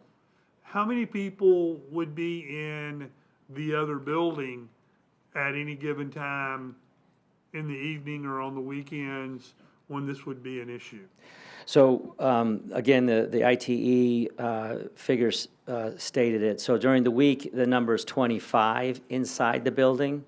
And then the number during the week is very low for the outdoor field. And the weekends, the indoor space, certainly in the wintertime, the indoor space would be used for indoor soccer and the outdoor space wouldn't be used.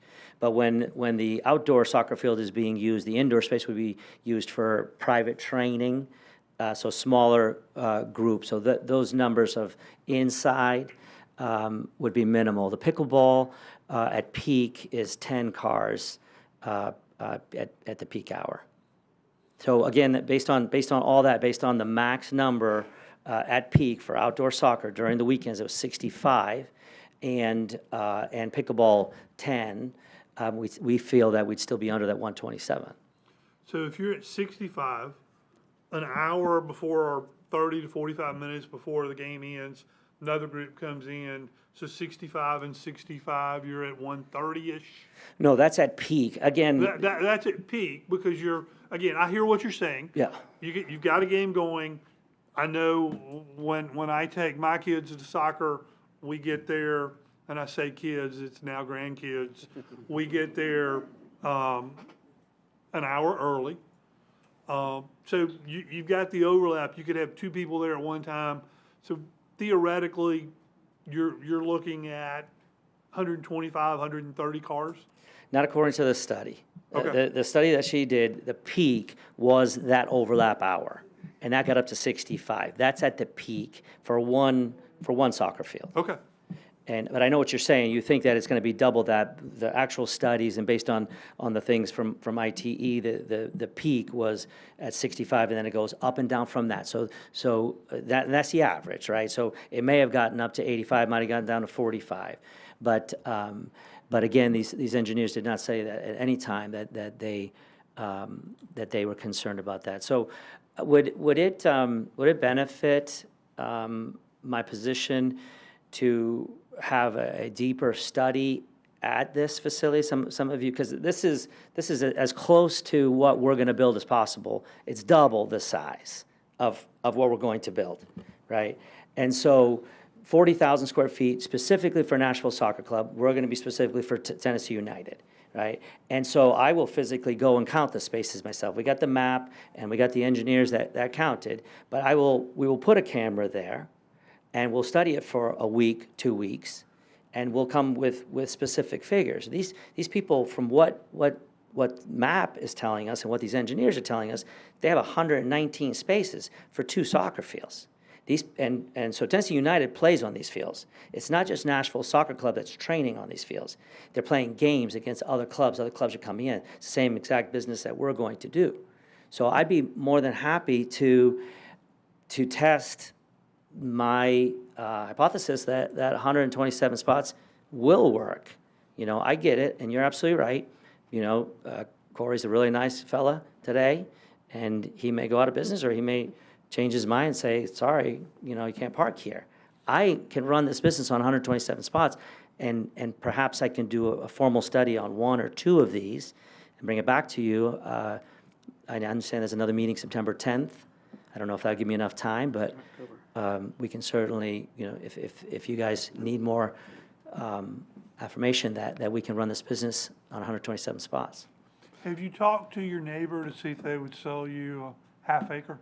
I did, and then they told me it sold. That was the first thing I did. 'Cause Have you talked to the buyer? I have not. My realtor reached out to see if it was available, and I was going to buy whatever I needed to park. Tell your realtor to keep calling. Okay, that's good advice. That may be an option. It may carve out a sliver. Tell your realtor to keep calling. Okay, thank you. I just have a question for Director Free, and this is just more of a process thing. But if hypothetically we were to approve this, would we have any recourse if it turned out not to be enough to hold his feet to the fire for the only of the contingencies that you named? The quickest one that I can see that you have direct control over yourself would be the shuttling then on that, because that's the only one you can directly control. Would we have any recourse as a city to enforce that, or is it just really depend upon his goodwill at that point? It'd be a part of the plan development, because what this is amending the approved plan development. And so that would be a part of it, and his use and occupancy would be based on abiding by the plan development. Okay. So if he got outside of that, that's how we would enforce that. And then this evening, the Planning Commission is just considering the recommendation that will be moving forward to BOMA. And so the next step is that it goes to the BOMA General Committee, and then 2 weeks after that, then it'll go to full BOMA for one reading and another public hearing. And so that's the process. But it seems like to me, and I may just assert in here on this, it seems like to me that there doesn't seem to be a lot of agreement on the 127. That number, the disparity, seems to be, from the conversations with the commissioners, seems to be a pretty big gap.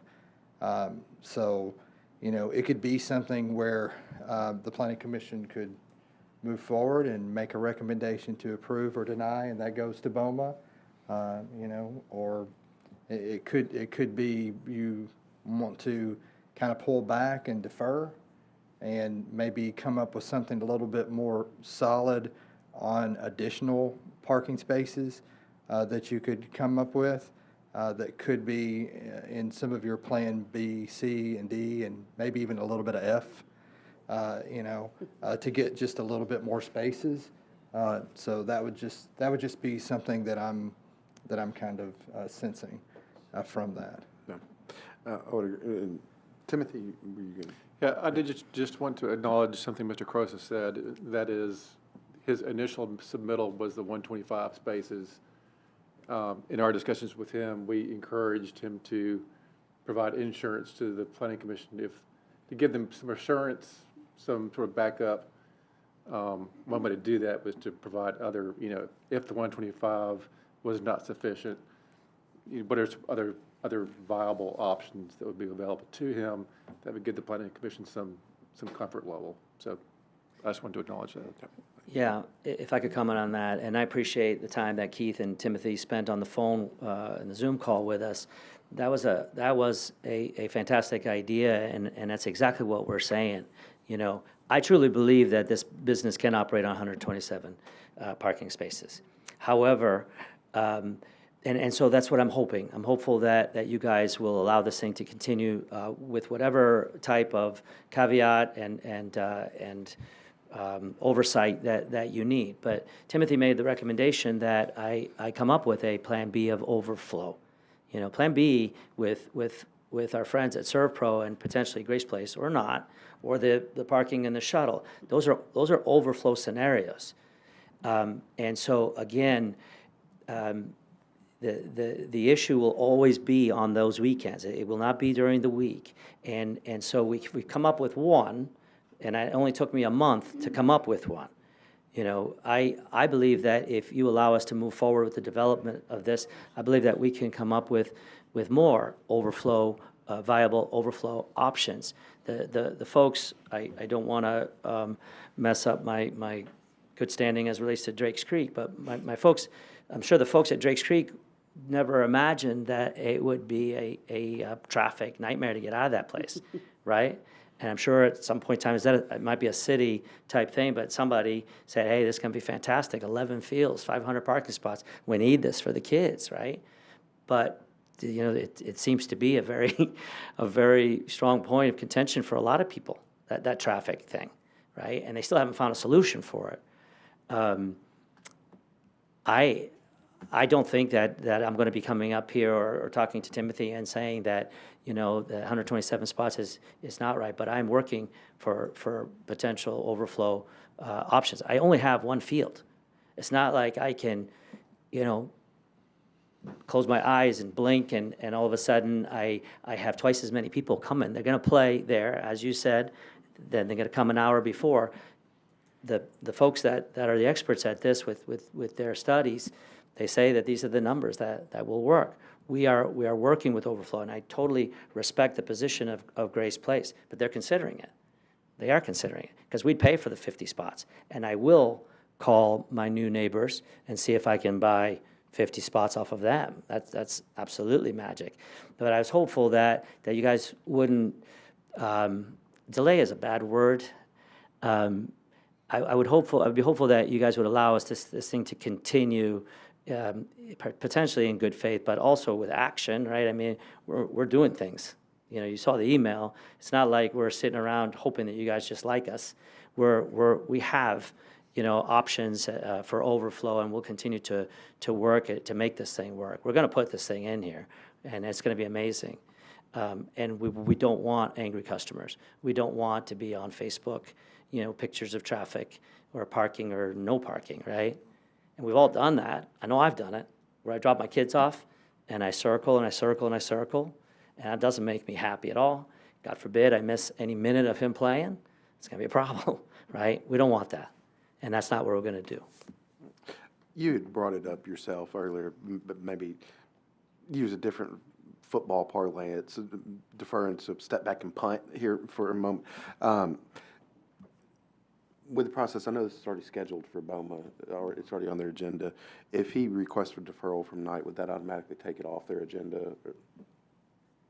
Yeah, it would. I think if the planning commission did that, you'd need to reopen the public hearing to continue that forward. So that could occur. There is a time frame involved, because this is even though it's a plan, well, there's plan development, so there's some time limitations, but if the applicant was requesting deferral. Okay. If not, then, you know, it would just be taking action. At this point, it just appears that really if the planning commission took action to approve the change, it would be based on the 127 spaces, with the understanding of the intention of the other, but there's not anything formal that we could necessarily tie that to. I think all those are very good ideas, and even the shuttling is a good idea, but necessarily tying the shuttling to it would be difficult to manage on, you know, making sure that was done. Okay.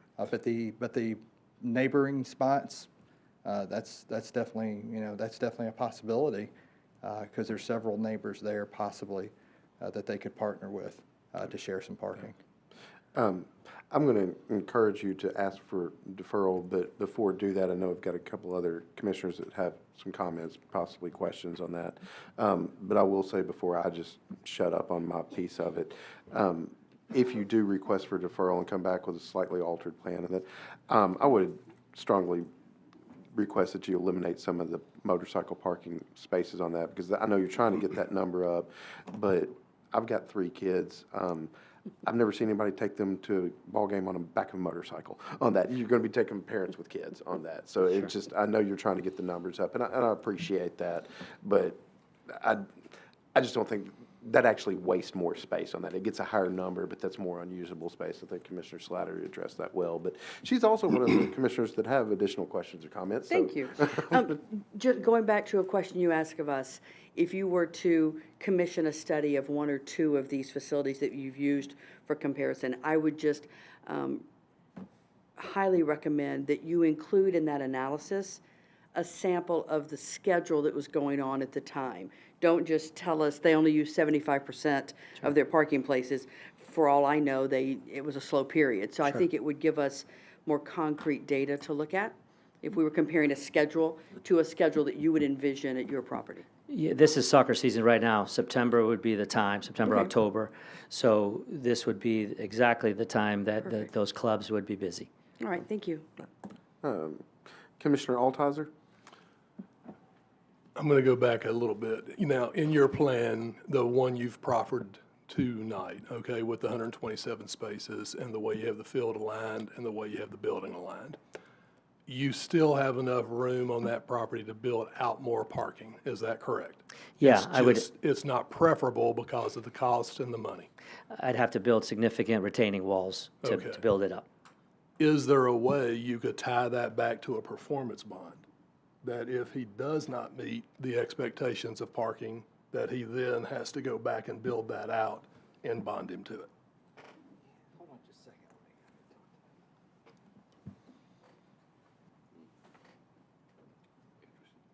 Just a question. I appreciate it. No. But I think I want to see the plan. That's fine, but if he has the property there and he can build it out, and you can tie him back to a bond, and it's gonna cost him $1 million, he's got skin in the game.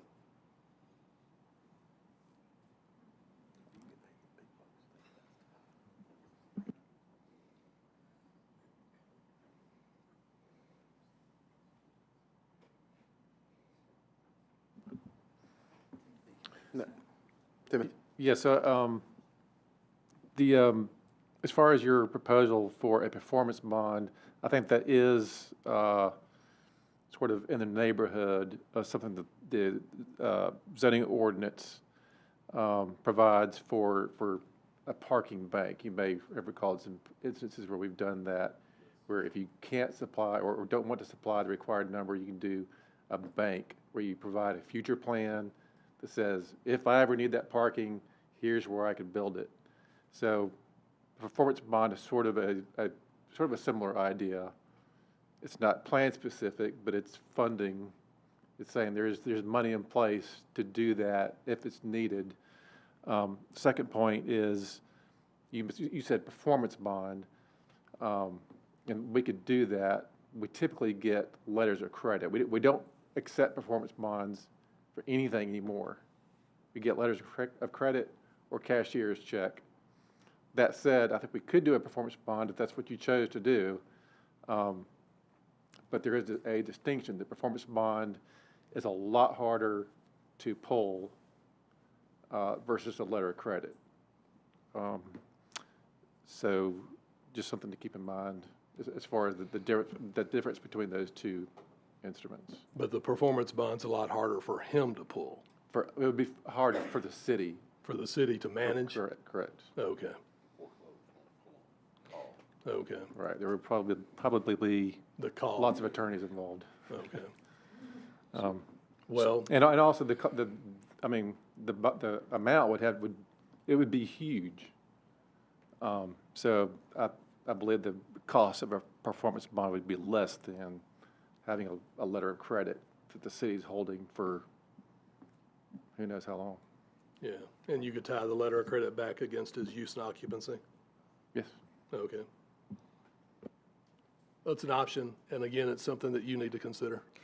Absolutely, and we would. So there's a design that shows all the retaining walls, and we can certainly provide that to you. 219 spots would fit, and the price tag is near $1 million more. So if that is if a performance bond or letter of credit allows this to move forward, then I would absolutely consider that, and that would not be a problem for us to get that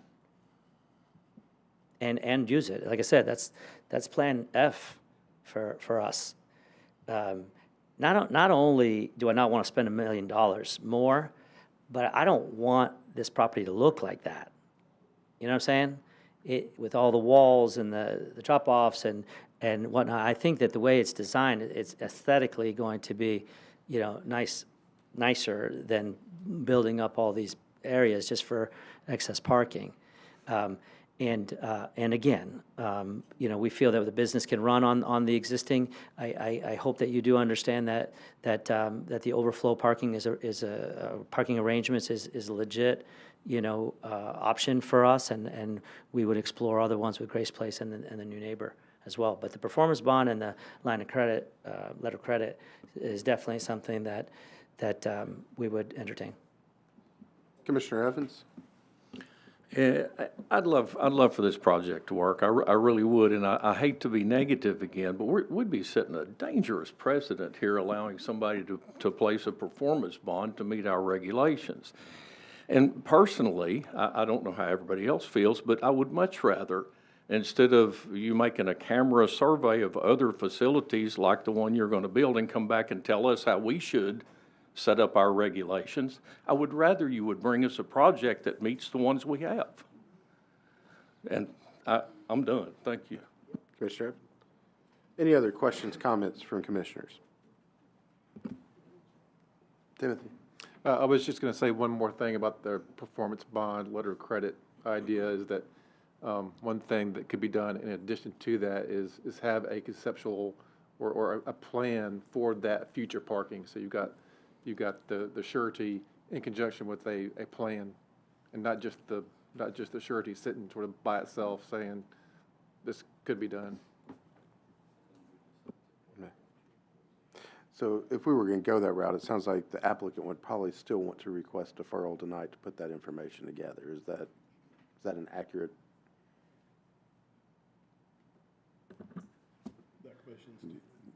That's questions to whoever wants to answer that. So what does that mean? The deferral means that I got to start over in October? That's how that project, Yeah, we'd do this again in October on that, but it'd have us more information and have that there on that. If it's denied, it doesn't pass here today, does it hurt my chances of coming back in October? Well, it's not going to get fully resolved tonight with a vote, because it's going to go forward to the Board of Mayor and Aldermen, so our elected officials. So it's going to go before them. Tonight's just going to be a recommendation, and the recommendation can be to approve it as you've requested, or approve it with amendments and changes to it, or could be to recommend denial. And then that moves forward to BOMA. And then you could have an opportunity between now and when you go to the BOMA meeting, you could come up with some new stuff and then present that to BOMA. There's a chance, though, that once it goes to BOMA, if there's a whole lot of new information, it's very possible they could kick it back to the Planning Commission if it's substantially different. But either way, I'd be back at the Planning Commission in October anyway, right? Well, not necessarily if you go the other route, but if you defer, then this could be back on the agenda in October, and you could provide some additional information that for the Planning Commission. But really, it's up to you on how you want to move forward. Sure, and I truly appreciate everybody's time, and I apologize for all of you that had to listen to all this. I would be interested in a vote, just to see where we stand and what work we got to do. I do appreciate all your comments and some of the comments that led to us exploring the overflow parking. I hope that you consider when you do vote that it's not 127 spots, it is 152 spots, because just like the facility that has the dirt, we have 25 more spots available to us. We do. And anything and everything that you guys discussed regarding performance bonds and parking plans, we would explore all of that and do that too. But I would like to see where we stand, and then I'll regroup with our folks and see me again. Before I entertain a motion to do that, just want a little clarity on where you stand on that. But I think you can kind of get the sense from just comments that it's unlikely you'll get a favorable vote just on straight what's presented. Would you, if a commissioner wanted to make a motion to approve with the contingencies with the performance bond on that, is that something you're willing to entertain tonight? Yeah, I'd appreciate that. Okay. Before I entertain a motion, I think Commissioner Hasty, you had lit up a couple of times, and you have some questions, comments. Well, I did, but I was gonna take my wife's advice that she gives me at times, which is never pass up a wonderful opportunity to remain silent. But I'm gonna talk, I've heard a couple of comments tonight that I really agree with. That's an awful big number variance request. And we give variance requests for parking and lots of other things, but I think that's an excessive amount from where we need to be to where we're headed. And I also heard the comment about, I'm not concerned what Brentwood does, what Goodlettsville does, what Nashville does, or Harpeth Hills does, or anybody does. This is Hendersonville, this is our ordinance, and we kind of like to do things our way according to our ordinances that have been approved. So you can tell me what everybody else does, but that's not going to mean a whole lot to me. And I think you're right. Week through the week, you're probably not going to have a problem. But weekends will be a problem for you, except for Sunday.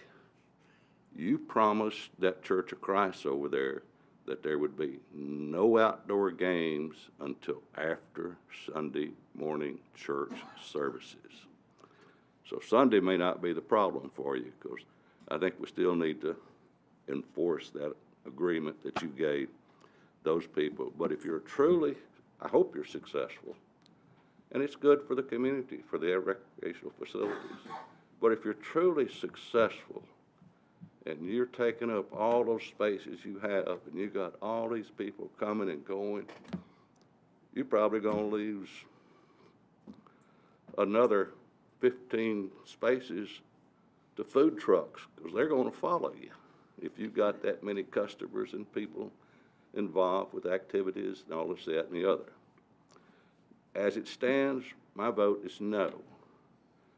But if you could come up with 50 parking spaces that you could use, whether you build them or what, you know, I would be more receptive to the variance to that number. But I think you're asking for too much tonight. And that performance bond, even though it's a unique idea and a good idea, I don't like that idea. I like to see what we're going to do, not your promise to do something other if this don't work. So you can push for the vote if you want to. My vote tonight is no, but if you could come up with 50, I might be a whole lot more receptive to granting you that variance. So maybe that will give you a little bit more to chew on as far as a deferral is concerned. Thank you. My wife also gives me that same advice, and I don't listen to her either. I came up with 25 and offered free membership for 10 people. Are you counting that 50? So am I down to 25 now?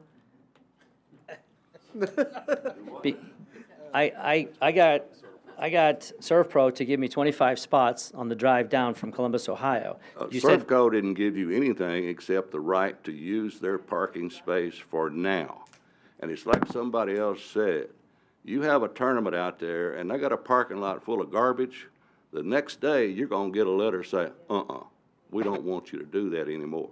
That's not something that you can come up with a definite 25 parking spots. I see. And you can't put a performance bond on that, so that's You want me to build out 50 more spots? Huh? You want me to own 50 more spots? Come up with 50 somehow. Get up to I would 175. grant you a variance for that number if I had 50 more. And that's still low compared to what our ordinance requires. But I think I could be receptive to that number. Okay. With that, I'll be willing to make a motion to approve as you presented here on this. I'll qualify that. I'm going to vote against my own motion on that, but you requested a vote tonight. That's obviously your right to have that on that. I guess I will put one more time. You sure you don't want to defer on that? Is there a negative side to asking for a vote? Because if going to BOMA with a negative recommendation is always going to put it in a negative light. But at least there. I'm on the docket, right? And maybe I can talk to my neighbor and buy 50 spots off of him for $200,000. I think Director Free can walk you through this a little bit better than I can, but if it goes through that process and you fell with them as well, which my gut kind of says that you would on that, that would actually put you further behind on that, because it wouldn't have you back here in October. I would put it that way. Gotcha. It Okay. would be. And All right. I think you can probably offer some more specifics on Yeah, that. if this was a negative recommendation and then it went to BOMA, our elected officials, and then they denied it based on the negative recommendation, even if there's new information, if that happened, then what happens is you just revert to what you're already approved for. Okay. So what you're already approved for, that number of spots, you would just need to, you could build something for that number of spots, but unless if you came back with another change, as Mr. Hasty was talking about, then that would be probably a substantial change, but you'd be starting the process all over. And you'd be asking for an amendment on the final development plan for the parking waiver. Okay. But maybe next time with more spots. Yeah, And I so- appreciate it. I understand now. Okay, we'll defer. Okay. With that, we have the applicant's request to defer. We don't need to take a vote on that because the applicant. I think we do, yeah. Okay. We do need to take Okay. it. Well, with that, I'm gonna make a motion myself to, following the applicant's request, to grant him his deferral on that. So I've made a motion. I'll entertain a second on that. And include, reopen the public hearing. That'll be open And next including reopening the public hearing that we had open tonight on that. So that's my motion. Be back Second. open October. And we have a second from Commissioner Slattery, and then we'll go into a roll call vote on that. Before we go, Yes. explain to me again what the yes and no is, what are we Yeah. voting on? You're voting to grant a deferral. Yes. We're voting to grant a deferral? Yes.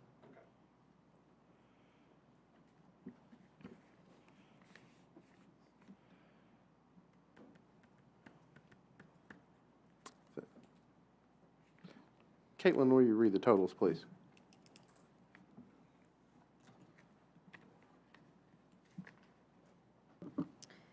Motion passes with 8 yeses, 0 abstentions, and 0 nos.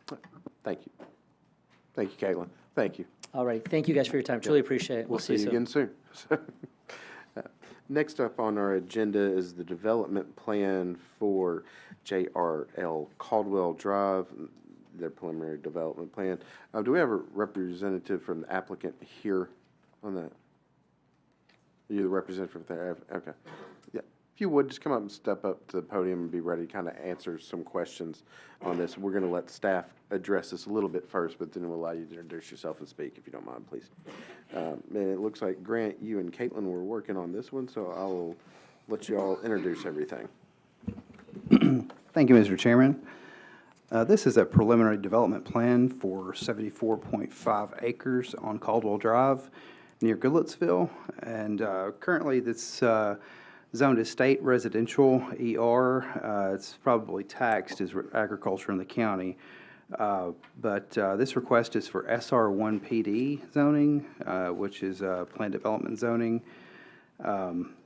The state residential is about 1 acre lots, and then the SR1 PD allows for as minimum as small as 10,000 square foot lots. So essentially a little bit less than 4 an acre. This would have a new road with 21 new lots. Most of those are shown at 15,000 square feet. 18.8 acres of open space is shown. It is currently cut off by Lot 22. We'll go over that a little bit later. The applicant has stated today when we spoke with them that they'll be looking at a reconfiguration of this. And I do want to say, though, and hearing the public comments, I'm about to go into talk about zoning and land use, really, citizens in Hendersonville are very educated, and they really understand a lot about land use and zoning and kind of what the state legislature allows cities to do. So you guys did a really great job on public comments.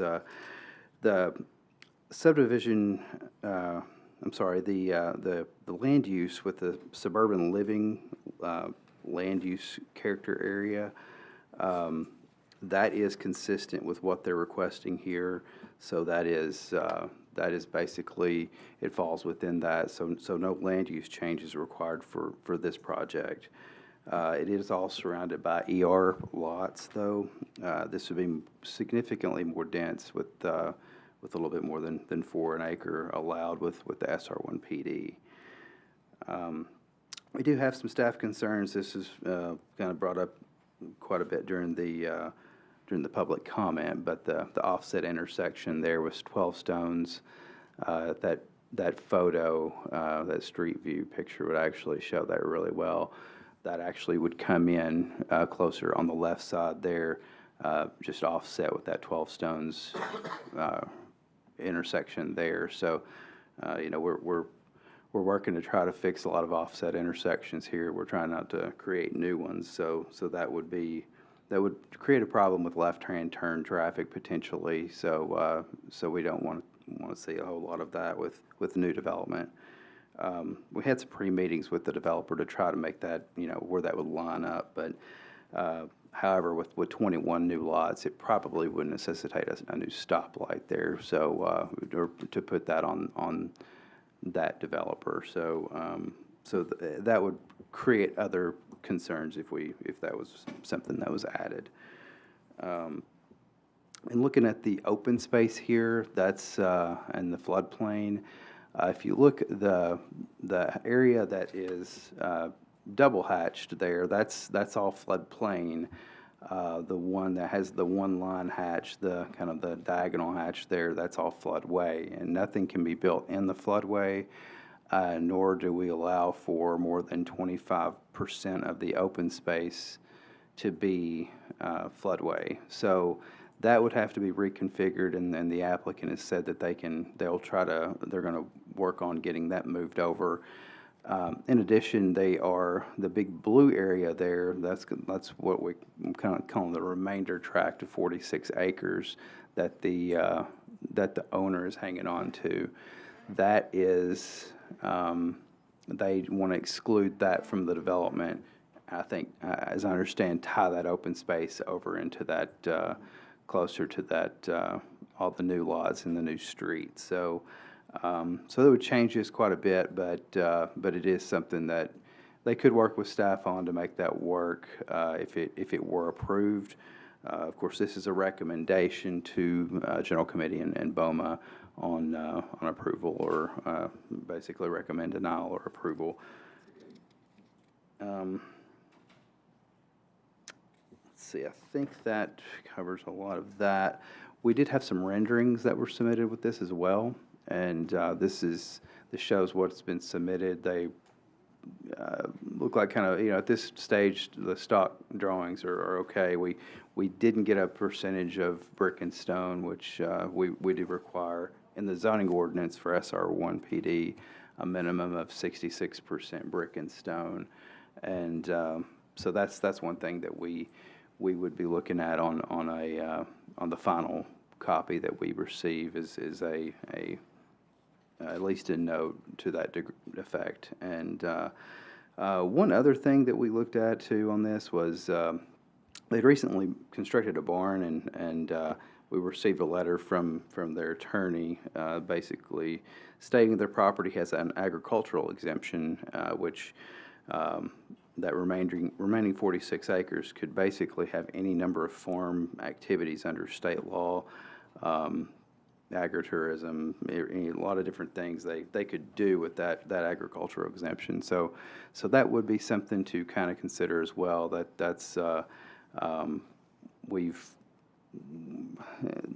could be a concern. So we just wanted to make sure that was also brought up on this project. But basically it's 21 lots. It's they are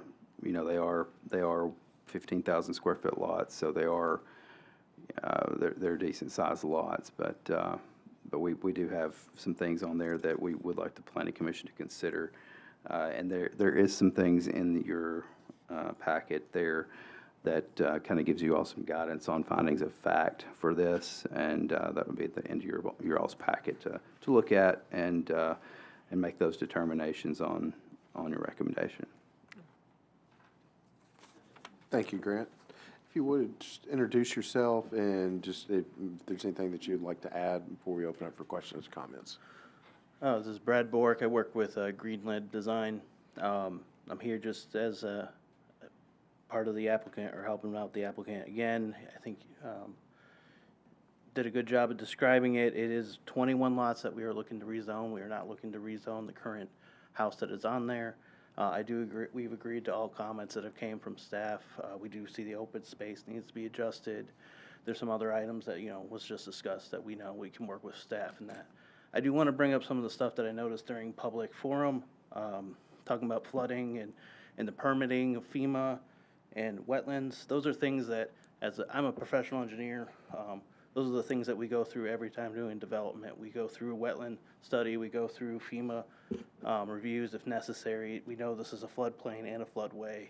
These are things that we will make sure are approved through the state or through the city or whatever needs to happen through the staff to be adequate to the right level. We care about the community, we care about the public, so we're going to try to hit those permits and do what's right. Something about the stormwater was brought up as well. Again, as a public engineer or as a professional engineer, our job isn't to increase stormwater. Can you step a little bit closer? Yeah, to I can the get a mic, little please? closer. Thank you. Thank you. So we look at pre-development and post-development stormwater when we do these designs. That has been a note, I think, that was brought up on the staff, so we know that'll be something we will work through preliminary and final design here that we're working on right now. Again, this is preliminary. We understand some of the hurdles that we have coming up forward, and we heard public, and we'll be listening to them. One other last thing, talking about listening to them, the road connection, that is something we will bring up to the client and discuss with staff, and if public would like to call us, again, I'm with Greenlead Design. We're here in Gallatin if you want to give us a call.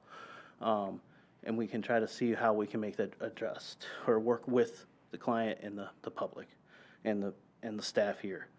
And then the last thing that I thought was interesting, they said, where does this end? Right now, what I understood, we finished talking to the client this afternoon. This is not to be more development. This is, right now, the main goal is just, this is what we found out would work in this development. We're not looking to try to increase a lot more at this time. That's what I was understanding by the client this afternoon. So that's all I have. I'm here to listen to kind of your thoughts and any comments that the board may have. Questions, comments from commissioners? Commissioner Silkwood. Thank you, Mr. Chairman. Well, thank you for being here tonight to answer our questions. I'm sure you'll realize that we probably have many. Flooding, as you heard at public comments, is a major issue, which I think you recognize. All these home sites, just so everyone is aware, are in a floodplain, which makes me very uncomfortable. Given the history of that area and the flooding it's endured over the years multiple times. But it has also come to light, partly through public comments, that there has already been lots of fill dirt brought in. My question is, has the floodplain or floodway been disturbed, and has there already been a no-rise study to ensure that the neighbors surrounding that floodplain and floodway are not going to be impacted by the work that has already been done on the site? Can I respond to that? Yes, please. All that information you're saying, that we've heard of them moving dirt and that kind of stuff. This was stuff that was not us involved. Me as a civil engineer, we got hired because of this a little bit. I wouldn't say because of this, but we've came in after this now. We're looking to do this, to actually develop the land, actually work with FEMA. You know what I'm saying? We're trying to actually permit this job correctly.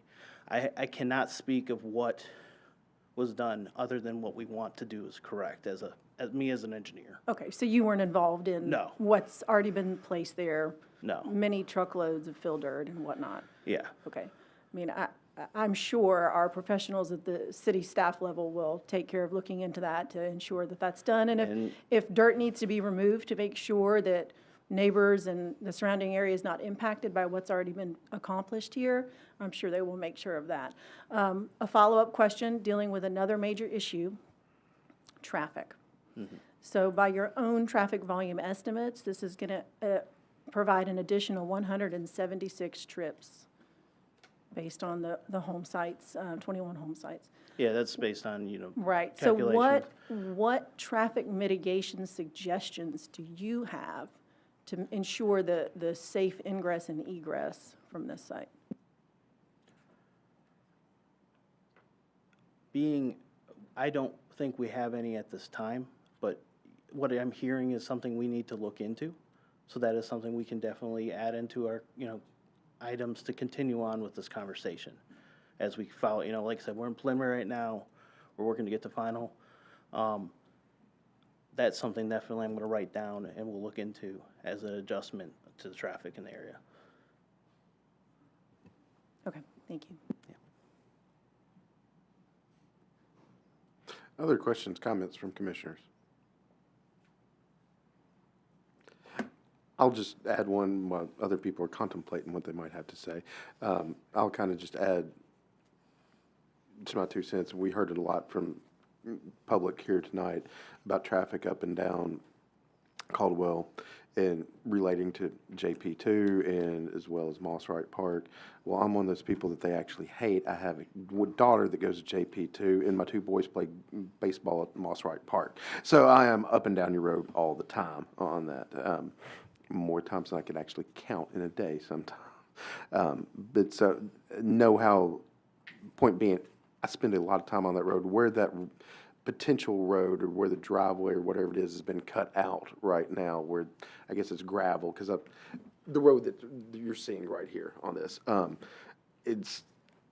don't like the idea of that becoming a road. That is very, very unsafe where that meets the hill on that. And you're going to have, there's no way that I'm going to be able to vote for any plant that has that as the access point on that. It just would be incredibly dangerous because I think it was mentioned people coming over that hill. Again, I'm very familiar with that hill. Not that we've ever run late for ball practice, but I know other people do on that. And so sometimes they'll drive a little bit fast on that. And you come over that hill, and if somebody's waiting to turn left on that is very dangerous situation waiting to happen on that. And so the only way that, frankly, because of that traffic consideration, the only way that you'd get me to be able to entertain any of this is to have that aligned with the 12 Stones exit on that and potential for a traffic light to go in there on that. Whether or not the traffic light's necessitated, there'd obviously be a traffic study on that, but it'd have to have that potential there for me to even consider that. You're saying by putting it aligned with that driveway, we'd have that potential? Yes. The driveway alignment is something we've already kind of brought up to the client. He didn't say yes or no, but he didn't scoff at the idea. So that is something that we've already kind of put as an option that might need to happen after this call. And I realize at this point right now, you're messenger, you've kind of almost been brought in after the fact. But I would, unless that can happen, I'm going to be a hard no on this. And, and so if that's something, I know I suggested this other applicant, I'm sure you want some more feedback too. If it's something that you think that you need to request a deferral to go back to get your client's thoughts on that so he can come back on this. But right now, I mean, if it is as presented tonight, I'm voting no. There's just no question on that. Okay. But Commissioner Slattery. Thank you, Mr. Chairman, and this is a question, Grant, for you. I saw that there is a question about whether this is a private road or not, because it is a very long road, given the setback. Has that been answered? I don't know if that actually has been answered by the applicant or not. I know a lot of times we do prefer these to be private roads, just and maintained by an HOA, just for long-term maintenance cost. And Stephen, have you heard anything about that from the applicant? I have not heard anything to that regard. Okay. I think it's further, my apprehension is heightened with it being in a flood-prone area to have a road that's that long and privately maintained. By year 2 after the rain I had Sunday at my house here in Hendersonville, that road starts to become a concern and becomes a big expense for an HOA of only 21 houses. That's an insurmountable I think, expense to manage with that much road. Thank you. Other questions, comments from commissioners? Commissioner Martin? I'm still stuck on them bringing in fill dirt to that site. Is the client here, is a builder here, developer here? Oh. Can you confirm if that's true or not? That's displacing water. Yes, please.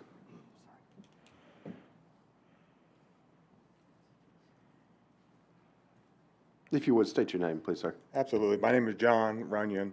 I live here in the house and have asked Andy and the guys at Greenwood to go through this and kind of see what could be done here.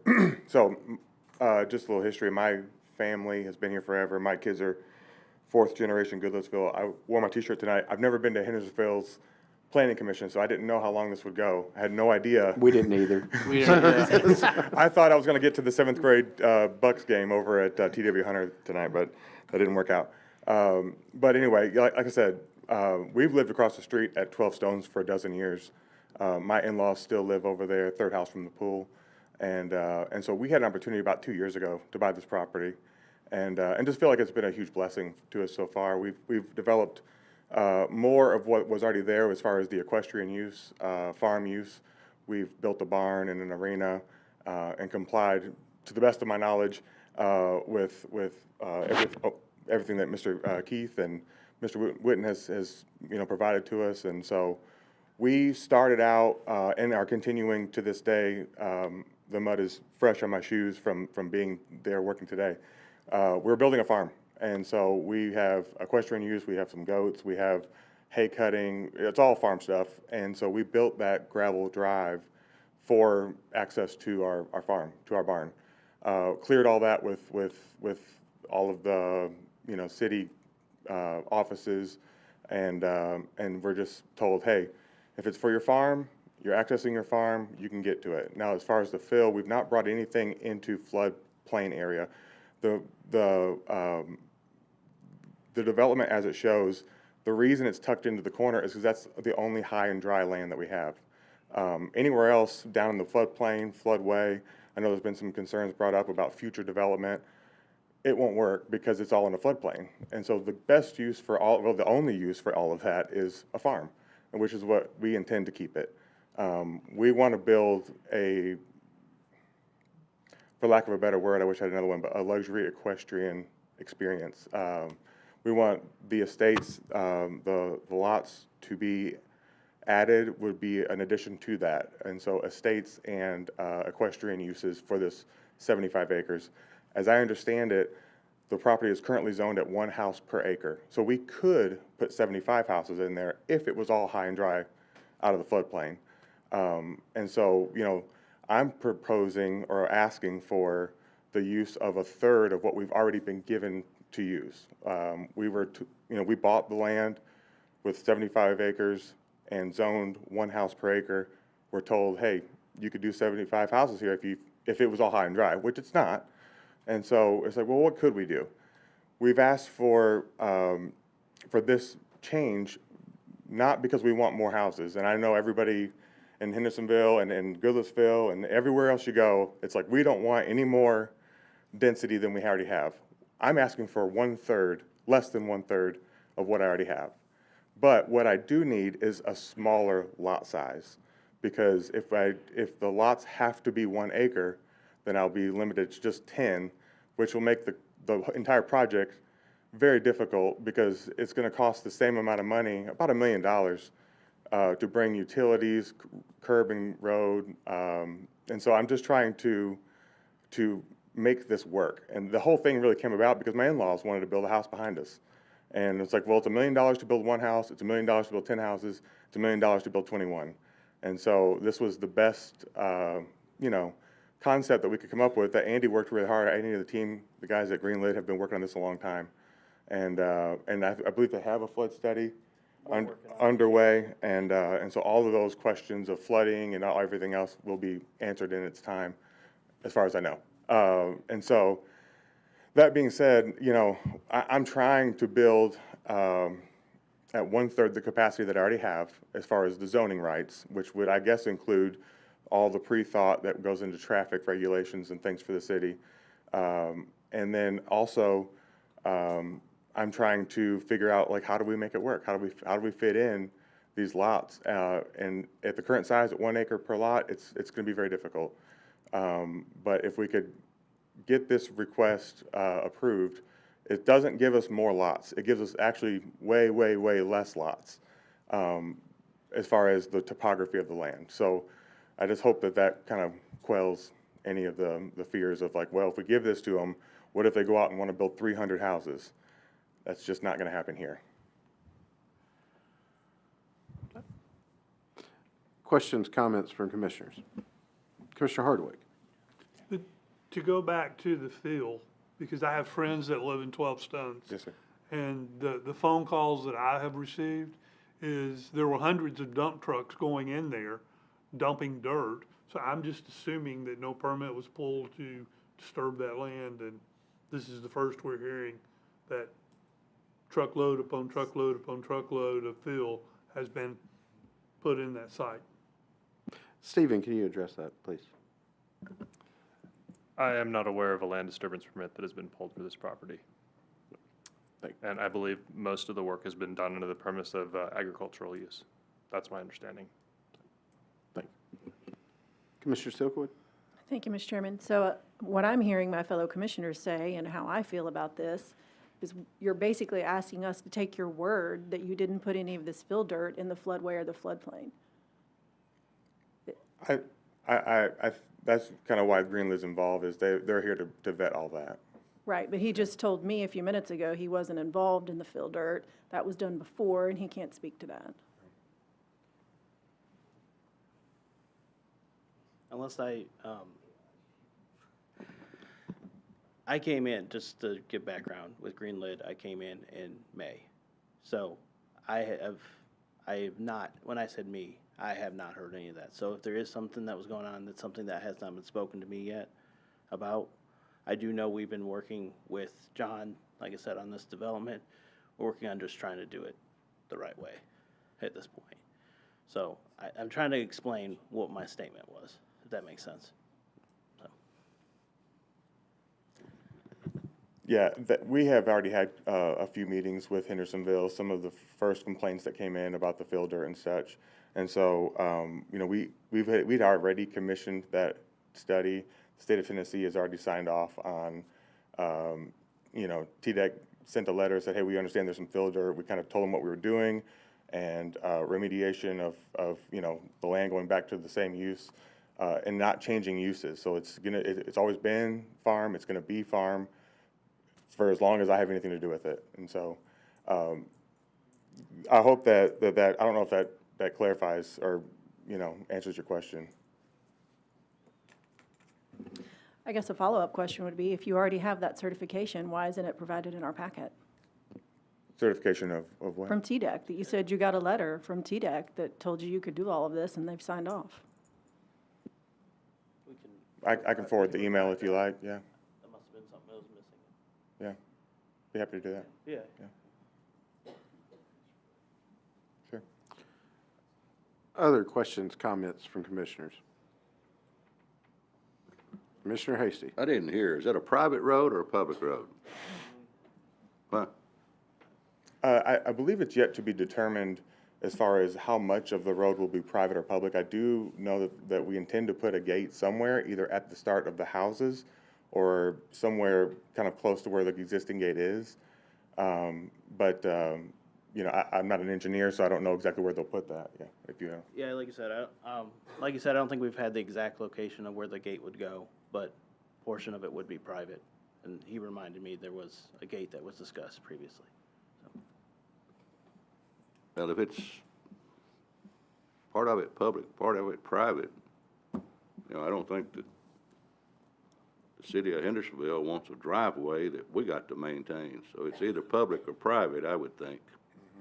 You know, from one end to the other, you know, would be my recommendation. What's the offset distance between their proposed driveway and the driveway to 12 Stones? Anybody know?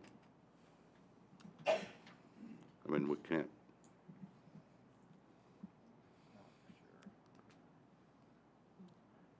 So we don't know. What's the subdivision regulation, minimum requirements, offsets? I want to say it's roughly 330 feet is typical. I believe the subdivisions, it's either 300 or 330 feet.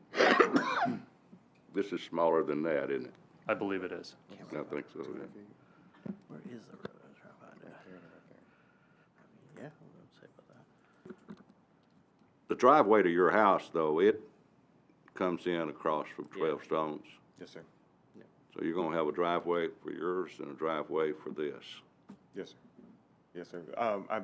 I'm sorry, I keep No, you're cutting. good. I'm paying Brad all this money to be here, but I'm answering the questions anyway.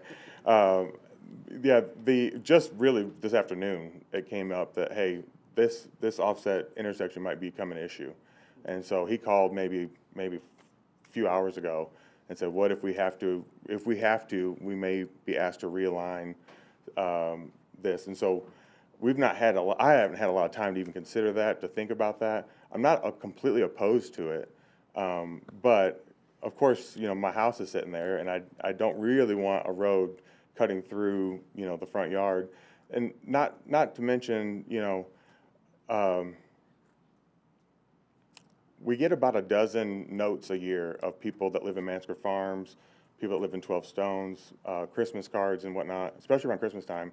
And they just say something to the effect of, to the horse family, which I didn't intend. I'm not a farmer. I never intended to become the horse guy, but I don't know anything about horses. And I think someone even made a comment about it. It flooded back in May, and I am well aware because I was out there at 3 in the morning moving horses from the lower fields up to the higher fields as the water was coming up.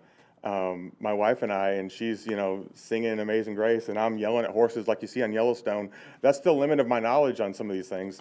And so, we're just doing the best we can to figure that out. But the notes that do come in are all of them are something to the effect of, I drive by your house twice a day. It's the highlight of my 3-year-old, my 5-year-old, my 8-year-old. We love seeing the horses. We love seeing the horses. And so to cut a road through in front of the house does eliminate the 2 horses that are in that pasture. Not for nothing, but that's kind of the thing that people like to see is the horses out in front of the house. And so I was trying to wrap my head around on the way here, like how do we align those intersections, because I completely agree that is important and I think would function better, but how do we do it around the existing house without losing, the front pastures? Other questions, comments from commissioners?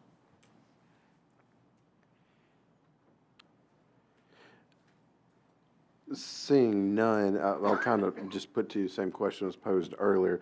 Obviously, there's a lot of unresolved issues here, and I think you can kind of get the sense that we're all very uncomfortable, or that there's a lot of uncomfort here from the way that it's presented on this. Do you want to request a deferral and try to get some of these questions answered for us, or do you want us to proceed with a vote tonight? Is the offset intersection the main sticking point? I mean, is there a possibility of proposing an approval with contingency that we come up with a plan for that? That certainly would be possible on that, but Commissioner Hardwick. I was gonna say, for me, no, there's a lot more issues than just, that's one of them, and it's a big one, but there's more issues than just that. Foremost of all, a year ago, 100+ loads of field dirt that nobody knows about. That's a big issue right now. Yeah. I mean, I would make a motion that we deny this tonight, but he's allowed to defer if that's what he would prefer to do. Okay. Okay. No. And what do you think?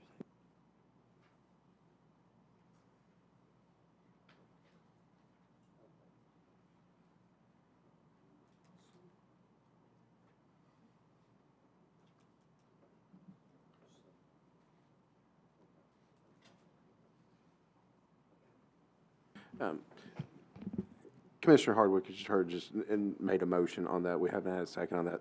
The alternative is that if you're wanting to defer on that, we would take a motion on that to approve your request to defer on that. So that's we're going to go to a vote on something here in a moment on that. So if you would like us to vote on that, let us know on that, and we'll do that instead of entertaining Commissioner Hardwick's.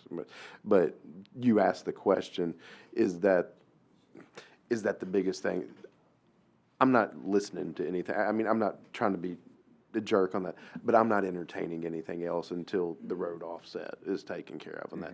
That does not mean I wouldn't have other questions than that, but the point, that's just until that's resolved, everything else is academic for me on that. So, Of course. but with that, like I said, I can ask for a second on the motion he just made to deny, or if you want us to, we can entertain a motion to defer on that. That's your call on that. So. We'll go for the deferral then. Okay. Deferral for 100, please. Okay. Okay. Public comment, okay. Before I'll make that motion, but Commissioner Slider, I believe you're, okay. I will make the motion that we defer per applicant's request with leaving open the public hearing then. I'll second. So, If I can ask just one, Yes, ask sir. one, if you could just kind of give me the concerns, so we have a more specific scope of what the concerns are. I think that's very fair. The fill, the offset, intersection, is there anything else? The road, private or? Private or public, okay, thank you. The floodplain, yeah. Yeah. Okay. Traffic light. Traffic, yeah. Yeah. And this is very low on the totem pole of all the things that I think you're hearing that we would like addressed. But I will just go ahead and say 18 out of 21 lots being 15,000 square feet just feels to me like awfully squished up, dense housing. And I understand the math that you're trying to make work with the number of lots. I'm just saying for me to go from estate to 15,000 acre lots is. Yes. And with that comes in the traffic burden that we've talked about.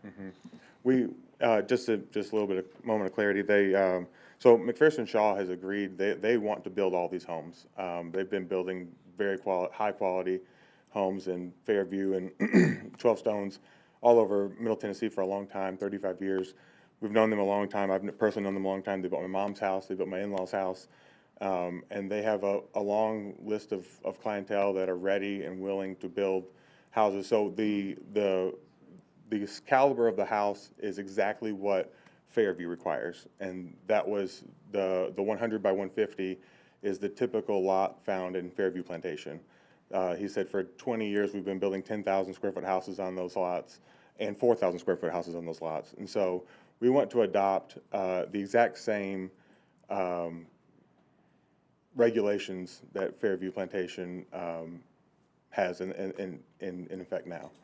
I kind of look at that. My mom lives over there and have been familiar with that development and that work for a long time, and just think, man, if these are my neighbors, then I'm okay with that. So that's kind of where that lot size came from. But we have a motion, and forgive me, Commissioner Slater, did you second the motion? No, Commissioner Altizer did. I knew it was coming from this side. So we have a motion and a second, and we'll move into a roll call vote on that at this point. And this is, to clarify, this is a motion to request, or to grant the applicant's request for a deferral on this. So if you want to approve deferral, please vote yes. Yes, and keeping open the public hearing, of course.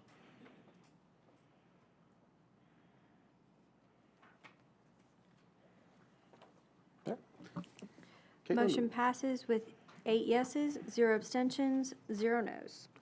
Thank you. Thank you all. Thank you very much. Yes. Okay.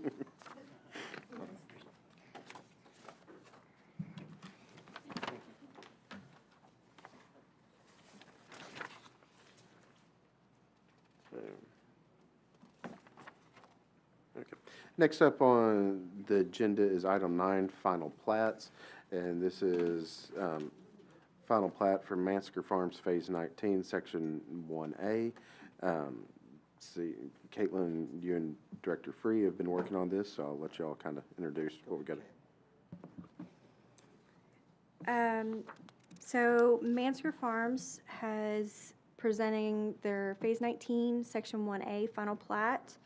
In 2017, the FDP was approved for this with 330 homes for Phase 19. Let's see. In 21, they brought forth the preliminary plat with 5 different phases. This is the second half of Phase 1.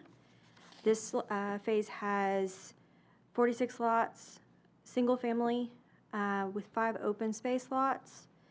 The plat is in compliance with the concern of one of the notes from the final development plan of lots 8 and 9 at the front of the subdivision not being transferred to the city. Since the staff report, we have discussed with the city attorney, Mr. Lance Ray, and would be able to approve the plat with the transfer of the lots, or to transfer that to the next phase of transferring that property over. Do we have a representative from the developer here?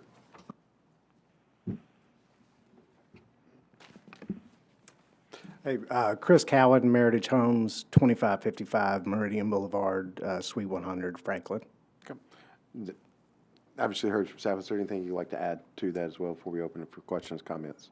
No, sir, we understand the comments. Lot 8 and 9 at front Centerpoint Road we didn't take title to those when we bought the property, but we're still in conversation, and part of our sales agreement was that they would dedicate that to the city per the previously approved conditions, so we understand it, and if it comes with this plat, we're fine. If it gets moved to another plat, that's fine as well. Okay. Questions, comments from commissioners?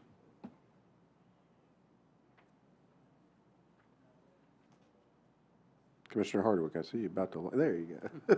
So you're saying that that issue is not an issue, it will be resolved, and the city will get what it was promised? Yes, sir. Okay. Director Free? Yeah, I think with that, it's just a matter of the timing of it. And from our city attorney, then this could be something, if this is approved, then we need to put a condition that the transfer of those lots 8 and 9 still occur, but the trigger could happen with the acceptance of the next phase. So the next phase, final plat that's done after these 40-some lots is where the formal trigger would be. Well, I guess my question is, if they build out this phase, but then it doesn't happen for whatever reason, that you're not given the lots and they refuse to give them to you, we've already let the horse out of the barn at that point. I'm of the opinion that our condition has to be, it gets done and it gets done now, before they get their approval. Yes, I think what it could be is approving it with the condition for the transfer of those lots to BOMA or whatever, however BOMA accepts that. So with the lots and the timing of that, but that's set before the final plat is recorded for approval. No, we agree. I think that was the comment that I saw, was it would be approved conditionally, but not recorded until those 2 lots are dedicated or deeded to the city. Yeah, no disrespect to you. Oh, no, sir, we're good with that. You're dealing with someone else that may tell you they're not gonna do what they've originally said, so. Yes, sir. No, we're Puts good you with in a that bad condition. situation. Yep, we're good with that condition. Okay. Commissioner Evans? Well, it doesn't take long to transfer 2 lots, you guys know that. So bottom line is transfer the lots, and I'll be for conditional approval on getting those lots transferred. Any other questions, comments from commissioners? Any commissioners who want to make a motion? Sure, I'll make the motion that Commissioner. we approve, with the condition that the 2 lots get transferred I'll- before it's recorded. I'll second that, And so we have a motion and a second. Can we go into a roll call on this, please?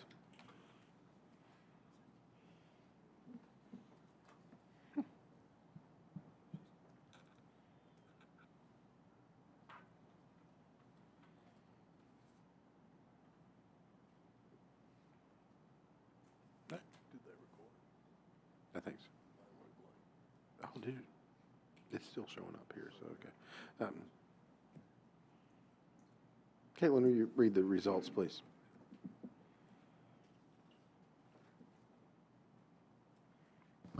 Motion passes with 8 yeses, 0 abstentions, 0 nos. Thank you, thank you. Thank you. Next up, we have item 10. It's the Windcrest Moon Nursery Commercial Plaza. And we have a representative from the developer. If you would, just kind of step on up and just stand on standby. But I believe, Grant, you and Caitlin were working on this one again, so we'll let y'all, and this is actually two parts. We have the future land use and development plan amendment as well as the comprehensive development plan. So it's actually going to be two parts on this going together. But if y'all would kind of kick us off on what we've got here. Thank you, Chairman Coker. This is the future land use plan amendment that's part of the Moon Nursery Combined Development Plan. This is located at the Saundersville and 386 interchange. It's 4.34 acres, currently SR1 zoning with suburban living character, with a suburban living character area classification. That does not allow for commercial uses generally, and with that, they are requesting that with this general commercial plan development that they're requesting that the land use is also changed to suburban center to support those commercial uses. And looking at that, the land use is changed. It does provide more of a legal backing for commercial rezoning now or in the future. So this actually hinges quite a bit on the potential future uses for that property, which I think you guys are familiar with from the previous request that was done a few months ago. With that in mind, there's a list of permitted uses that the applicant is requesting in addition to the nursery. Those are government facility and offices, place of worship, art gallery, community garden, office, animal hospital, banquet hall, caterer, daycare center, adult or child, medical dental clinic, and plant nursery. In doing that the list of uses are not so much pertinent with the land use, but it is kind of something you need to know in order to vote on the land use. So what the request is for the actual CDP that's being presented. So there is nothing consistent nearby to make a compelling case that the land use change is needed by the city. 386 interchange makes property more valuable to the owner, obviously, but there is directly adjacent, there is suburban living, which is the current classification. Directly north are offices, which are suburban center, which would be consistent with this request. So it's not out of bounds, certainly, to request this by any means. Across Saundersville Road, there's mixed-use neighborhood, which is all of Millstone, and then an employment center across the street that is a lot of industrial area over there. So I did want to point your all's attention to the packets, though. On the last page, on these previous pages, there's an overlay that has the initial submittal.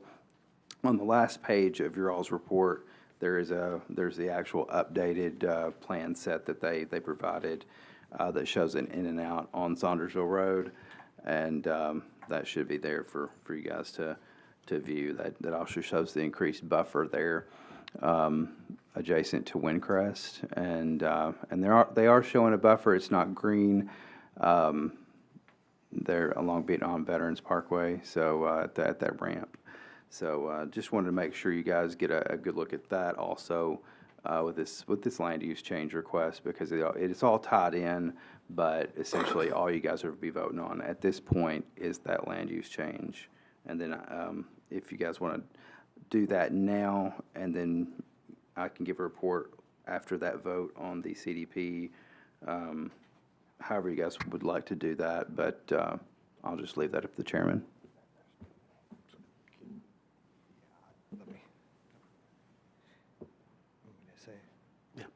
Yeah, I think on that probably is go ahead and, since these are separate but they're linked, I think we probably need to go forward with discussing the CDP. And at the end of the discussion about the future land use and the CDP, then it would be appropriate to vote for each one, with the land use going first and with the CDP going second, with the understanding that any future land use designation that's approved by the Planning Commission stops here at the Planning Commission. That doesn't go forward. But the CDP, with all the uses and the plan and everything, then that's a recommendation that'll go forward to BOMA. Thank you, Mr. Free. Yeah, I can do that and go through that. As far as the actual development plan submittal, that will take place whether or not the vote is approved on the land use. But the CDP that's been presented is it's a plan change from the SR1 zoning there, which is consistent with Windcrest, to a GCPD, which is more consistent with Avondale Place and the mini storage there on the other side of the road. On the north side of the road, there's Office PD, which are the offices that were approved a few years back, and this would be the red shading with the lines, like the diagonal down Avondale Place there. So, in looking at this, it is adjacent to those properties. Kind of the list of uses that we have on this. I kind of went through those. That's something to also consider on this request.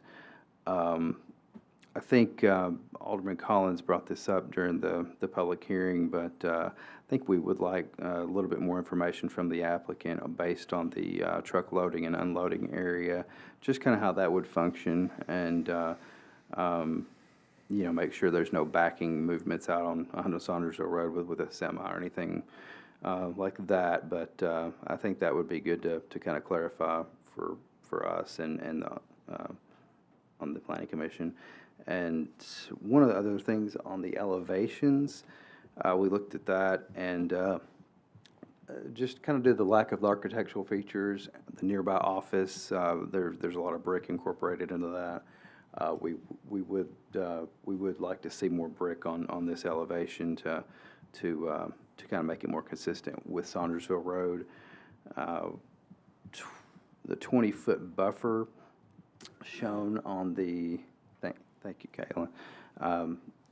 The 20-foot buffer shown adjacent to Windcrest, showing it as the existing tree line, but that would really need to be more of the existing tree line and an additional landscaping, or a combination of a privacy fence or something of that nature to meet that buffer requirement.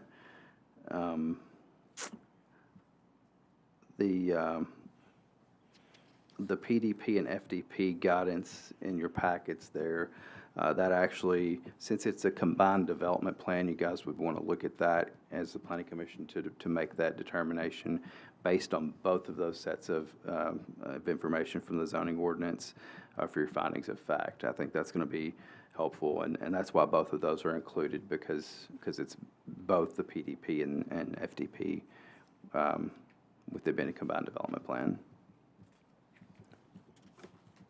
Thank you, Grant. Anything you'd like to add, please? Yes, sir. Good evening. My name is CJ Merle. I'm with 615 Design Group at 1517 Hunt Club Boulevard in Gallatin, Tennessee.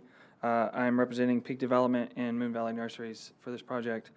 As y'all all are aware, I was involved in the previous development that came through. This one, in my opinion, is, and as Ms. Collins has stated, is much different than the previous one. Being involved in the previous development, whenever the new developers and end user got involved, I was very adamant and expressed to them that we need to make sure that we're keeping the neighbors up to speed on what's going on and the aldermen throughout the entire process. So one of the first things we did whenever we started this process was reach out to both aldermen for this district, and quickly after that set up a neighborhood meeting to present to everyone what was going on. We met at Country Hills Golf Course, I believe back in June, July. The vice president of Moon Nurseries flew in to present to them what we had planned going there as well. So we feel like we've made a conservative effort to make sure that everyone was up to speed on what we've been doing since the get-go. And in that, obviously asking them what their concerns were, what they wanted to see with the development. With this particular development, this building is only one story. We didn't feel like it was right to go any higher than that. And the entire site, essentially, whenever they are full with trees, essentially is going to act as a buffer, complete buffer from Saundersville Road. I know none of these pictures were included, but this is a recent site that they have down in Georgia. It is completely green. Now, CJ, do you mind passing that around? yes, I please, so can. we-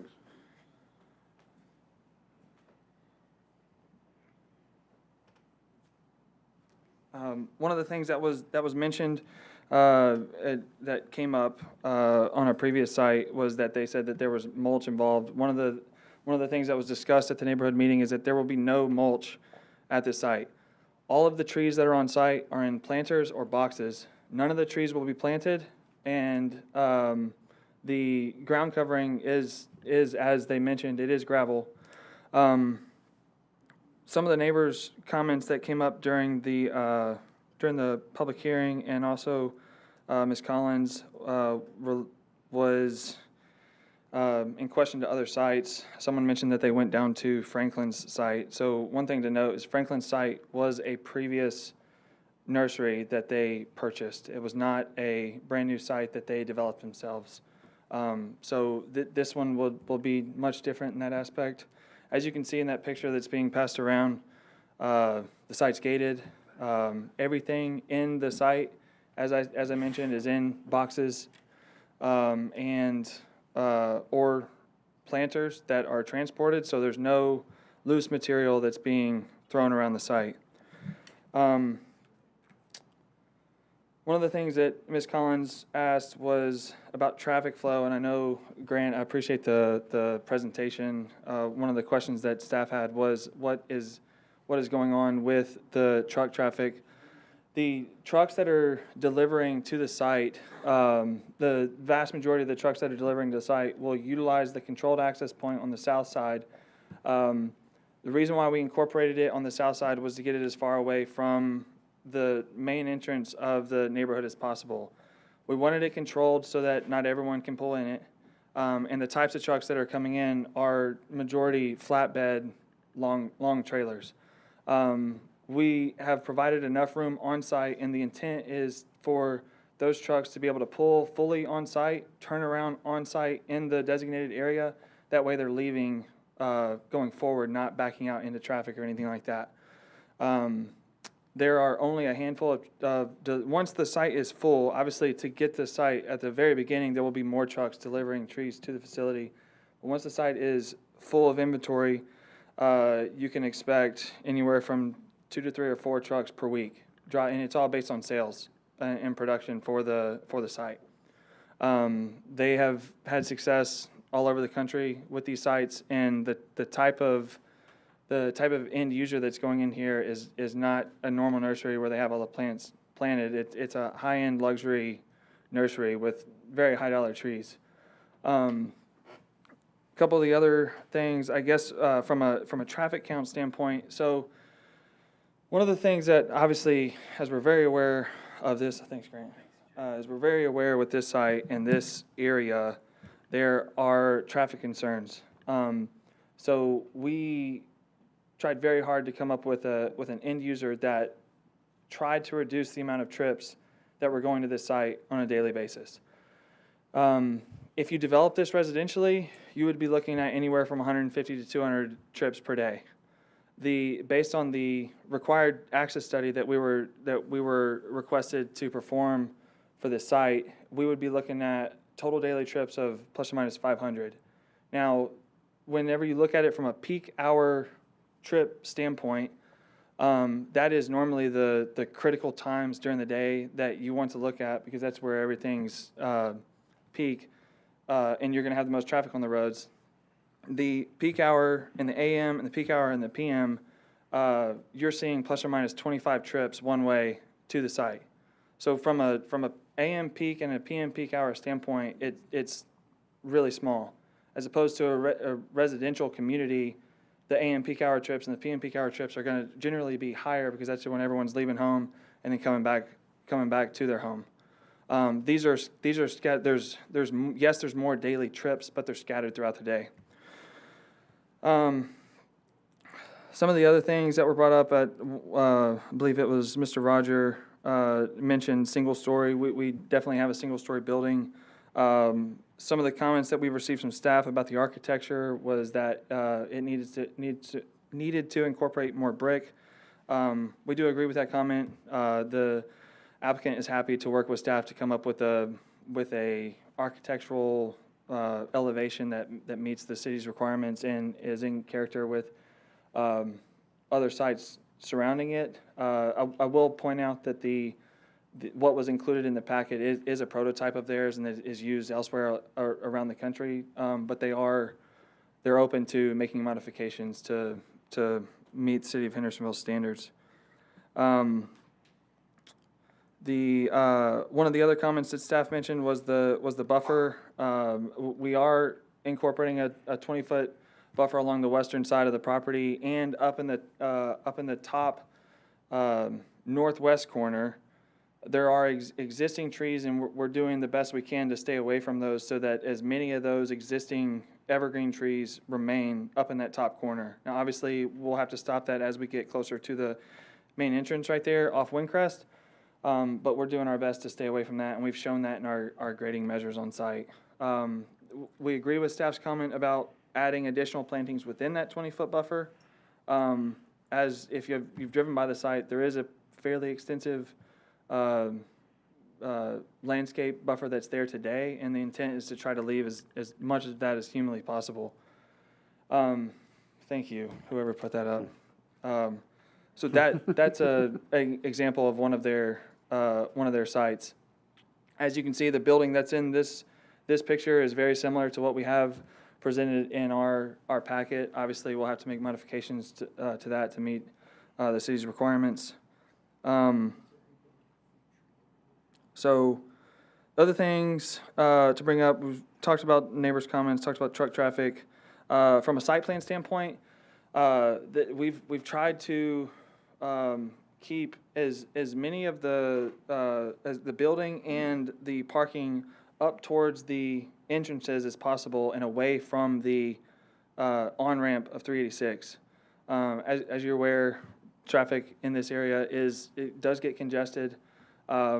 We are showing a full access onto Windcrest Way per discussion with staff and engineering. And then instead of a full access onto Saundersville, we're showing a right in, right out.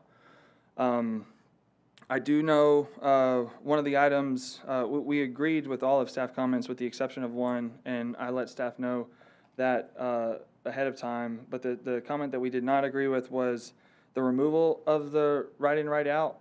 However, we have coordinated with engineering and public works, and one of the requirements that we had, as I mentioned earlier, was to get an access study for the site to show what improvements may be required for our access points to the site.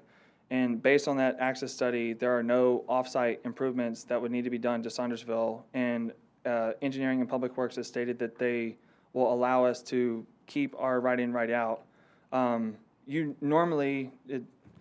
the majority of time, whenever you see right in, right out entrances being incorporated to a site, it is for sites like this. You would not want to have a full, as much as the end user would want a full access on the site, given the parameters of the surrounding area, the right in, right out is the best option, and would prevent folks from making wrong traffic maneuvers into the site. It provides a second access point out of the site for safety purposes and fire service purposes.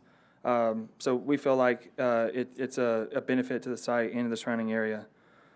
Talked about the building and the architecture, and I do have Ben with Peak Development here. I think he would like to share a few things as well. Still want to?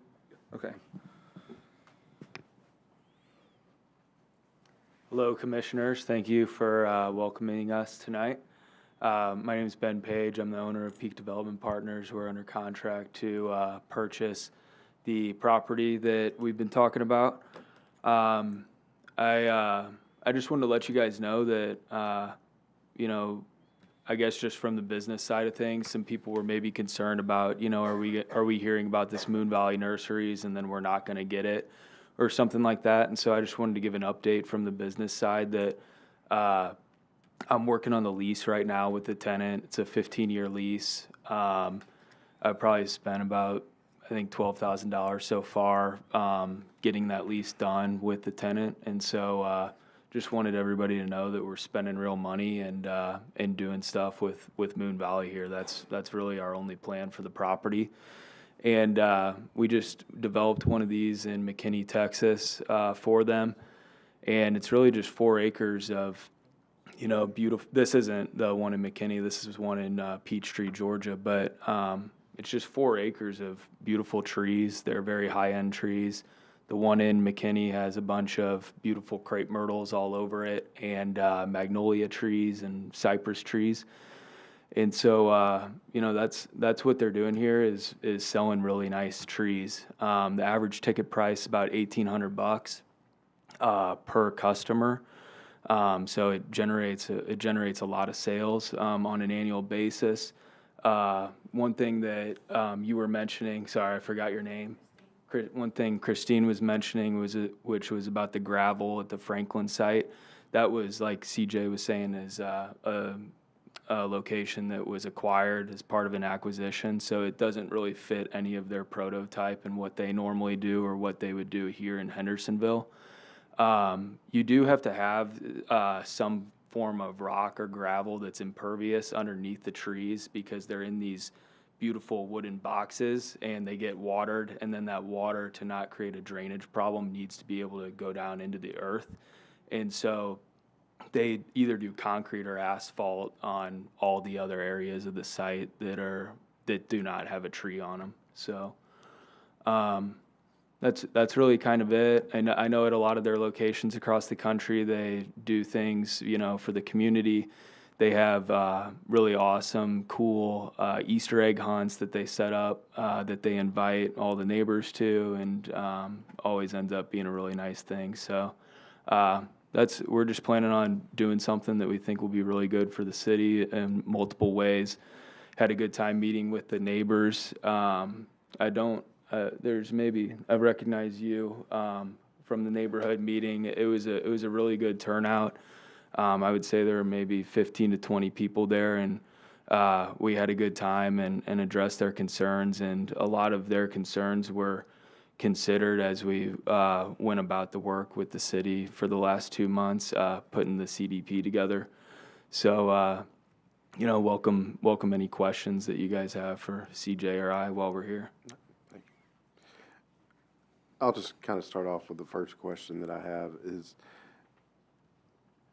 how important is that right in, right out to you? And I understand the thought process, and I don't necessarily disagree in theory, but not that I've ever done this, but I have seen people turn left into a right in, and that can be a dangerous area over there anyway. And so that's my concern about it, is even though y'all intend it for right in, right out only, you'll still have some folks trying to turn left there. And so I guess my question becomes, if we remove that, is that a deal breaker for y'all? Does the property still work if that wasn't there? I'll answer first.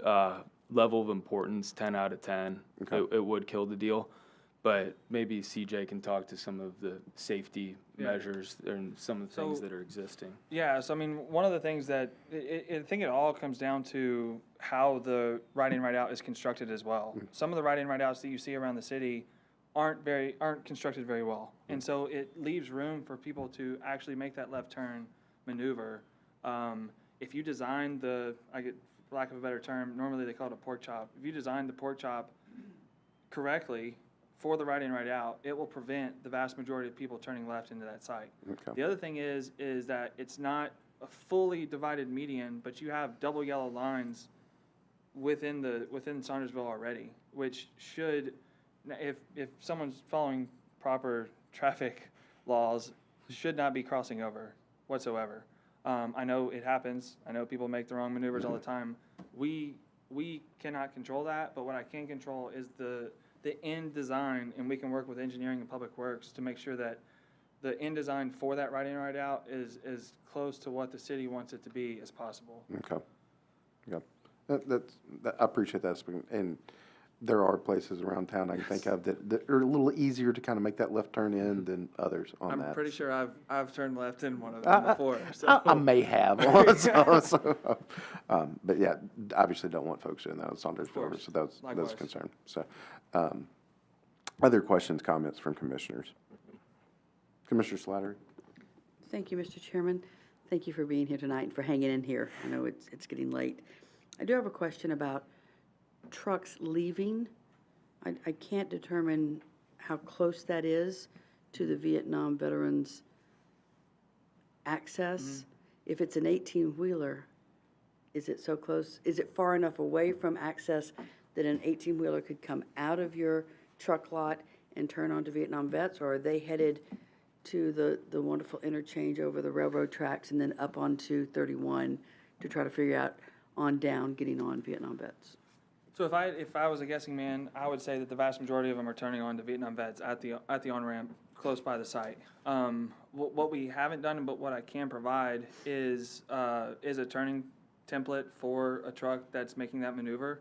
I would say we have enough room there. If we had to adjust where that entrance goes into that lot slightly to make that maneuver better, we have that opportunity to do that. Because I would be concerned, and thank you, I appreciate you considering that. I would be concerned about a truck needing to cross over into oncoming traffic that's busy enough, and if you've made it through the light, the last thing you want to do is wait for a truck to come out of this parking lot. I think what we can do is flip where that entrance goes into that Move it designated closer to lot, your- and then also provide a larger radius on a radius return tying back into to Saundersville Road. Okay, thank you. And just one other question.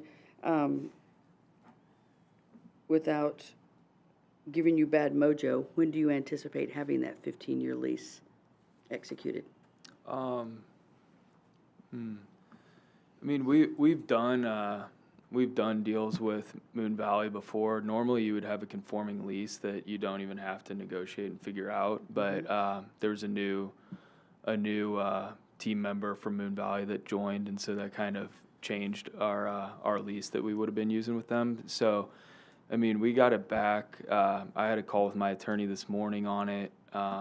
We spent about 45 minutes going over it, and then our plan is just to get on the phone with Jim Dix, which is the VP of Real Estate at Moon Valley, and his attorney, and probably within like a 60-minute call, we're hoping to get it agreed to. Okay. And that would probably occur next week. Okay, thank you. Maybe later this week. Thank you. Yes, ma'am. Other questions, comments from commissioners? Commissioner Altizer. Couple of comments. Where your trucks are pulling into that pad, can the trucks turn around on that pad? Yes, sir. So the size of that turnaround matches the prototype they have elsewhere. Okay. So I mean they actually have there's an opportunity for them to pull in, and they also have like a little strip up through there where they can back into on site. Is that the strip closest to Saundersville? Yes, okay. sir. The intent is for the trucks to fully be able to turn around, do all their maneuvers on site, and then be heading out of the site for, like, head first onto Saundersville. Okay, I see where it says truck access up there. Once we get to the site plan stage, we can provide additional turning templates for engineering and public works to confirm that they can make that maneuver. Okay. Next question, the retention area there. Yes, sir. Do you have, one of the neighbors brought up, is it gonna become an insect infested pond? Do you, Thanks do for you the turn reminder. that water, or are you, is it moving, or is it just stagnant? No, so thanks for the reminder. I appreciate you reminding me about that question. So that is a dry detention pond. It is designed to remain dry if it's not raining. The bottom of it is not flat. It will be graded to slope down to the low point. It'll flow through a low flow orifice. There are certain water quality requirements we have to meet per City of Hendersonville engineering requirements and state requirements that we'll have to adhere to, but when it's not raining, that pond is dry and will remain dry. All right. Last question, I had another one of the neighbors ask me, how much water will the site use per day? That is a great question. The size of the water meter that we're showing on this site, I believe, is a 2-inch water meter. Okay. That would serve the building, and we're also so it's a 1-inch meter, 1-inch domestic meter to the building, and then a 2-inch irrigation meter for the plants. Obviously, during the rainy seasons, they're going to use a lot less.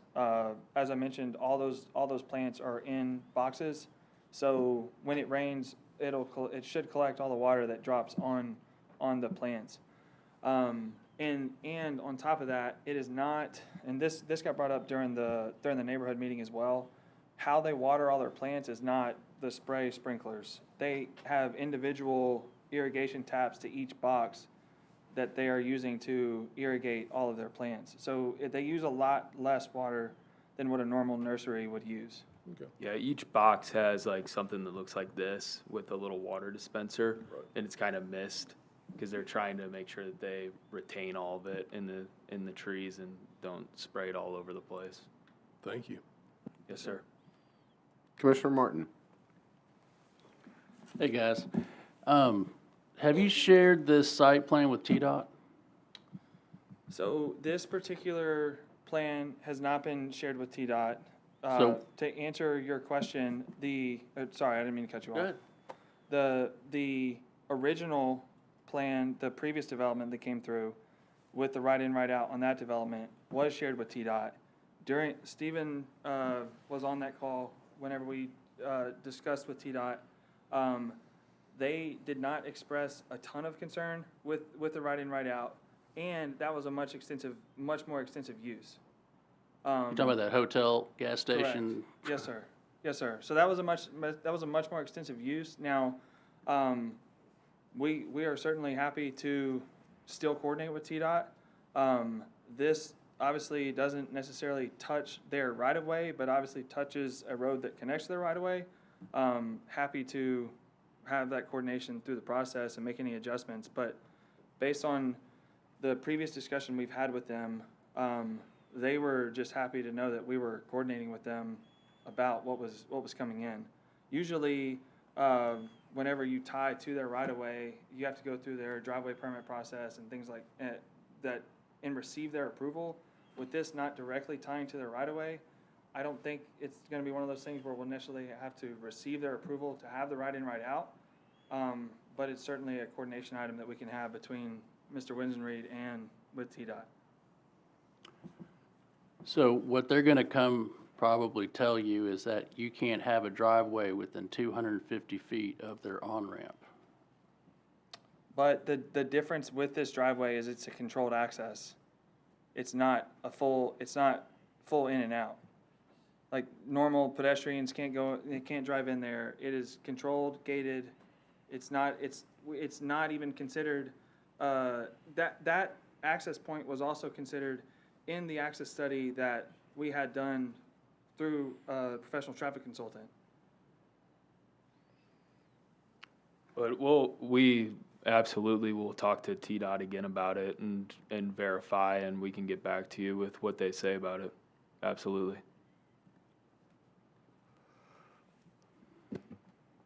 Commissioner Silkwood. Thank you, Mr. Chairman. Echoing what a couple of commissioners have already said about this delivery access, controlled access point, how would a truck driver making a delivery, if it's gated, how would they contact the nursery? Because that could potentially be a major traffic headache if there's a truck there that actually can't get in. So what would that process look like? So they actually have massive farms where they grow their own product, and then they distribute it. So it's actually Moon Valley Nursery that's bringing it from their farms to their retail locations. Okay, maybe I should be more specific. How does the truck driver contact the nursery to say, hey, I'm here, open the gate? That's a great question. I'm not sure specifically how they do.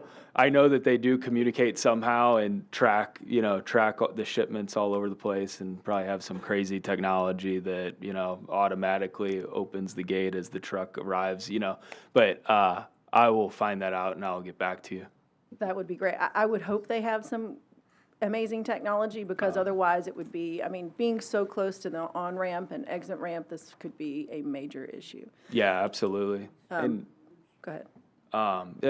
the deliveries also slow down, once they get it stocked up at the beginning when they open, then the deliveries really are just happen once or twice a week usually, based on need of the product that's been sold and needs to be backfilled.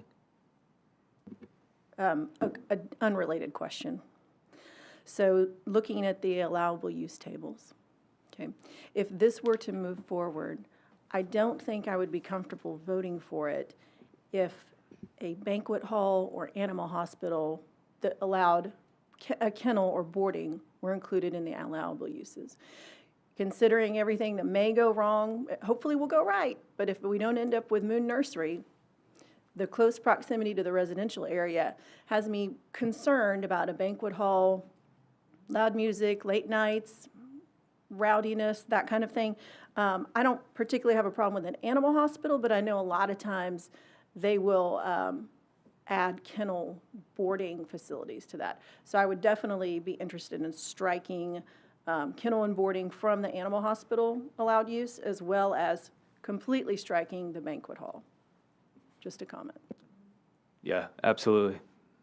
We started with 100 uses and we went down to 35, and now we're at 11, and we don't have any of the ones that we wanted to be on there anyway, so. Well, in that case, then I'm just going to piggyback off that. How would y'all feel if we struck 6 through 10 on that, or excuse me, 6 through 9? So eliminate daycare center, caterer, banquet hall, and animal hospital on that. I would need to talk to my partner about it, but our intention is to do Moon Valley Nurseries, and we'll do what we need to do to get it done. And just as a side note, I think the art gallery was a unique addition. Just kind of keep there if y'all want to do that. That's Yeah, we were excited about having that one on there. Yeah. Okay. Commissioner Hardwick. I was just curious, what's the community garden? Because I was going to say that I concur with a lot of the concerns that have been addressed, and then we get to the allowable use table. The caterer is one that I have issues with. I don't necessarily with a daycare, because I think that's one that, with so many families in there, mom wanting to drop child off, hit the interstate and go, I think would be a good use. But I do have a lot with the others. No. I was willing to take the daycare off, but then when talking with the city staff, another daycare, I guess, closed, and then a neighborhood was upset that they didn't hear the kids playing anymore, and so we actually decided to keep it on there. Okay. I would highly advise you to keep that on there. Okay, yeah, yes, sir.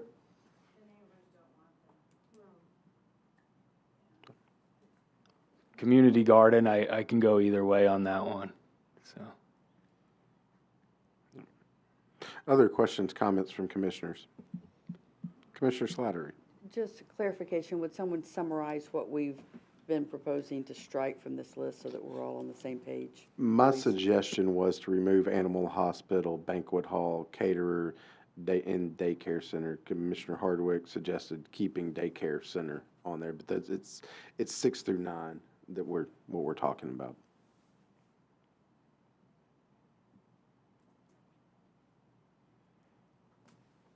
Any other questions? Commissioner Evans? If you look back at that graphic that we had before we switched over to this one that shows the lot and the entry gate, yeah, that one.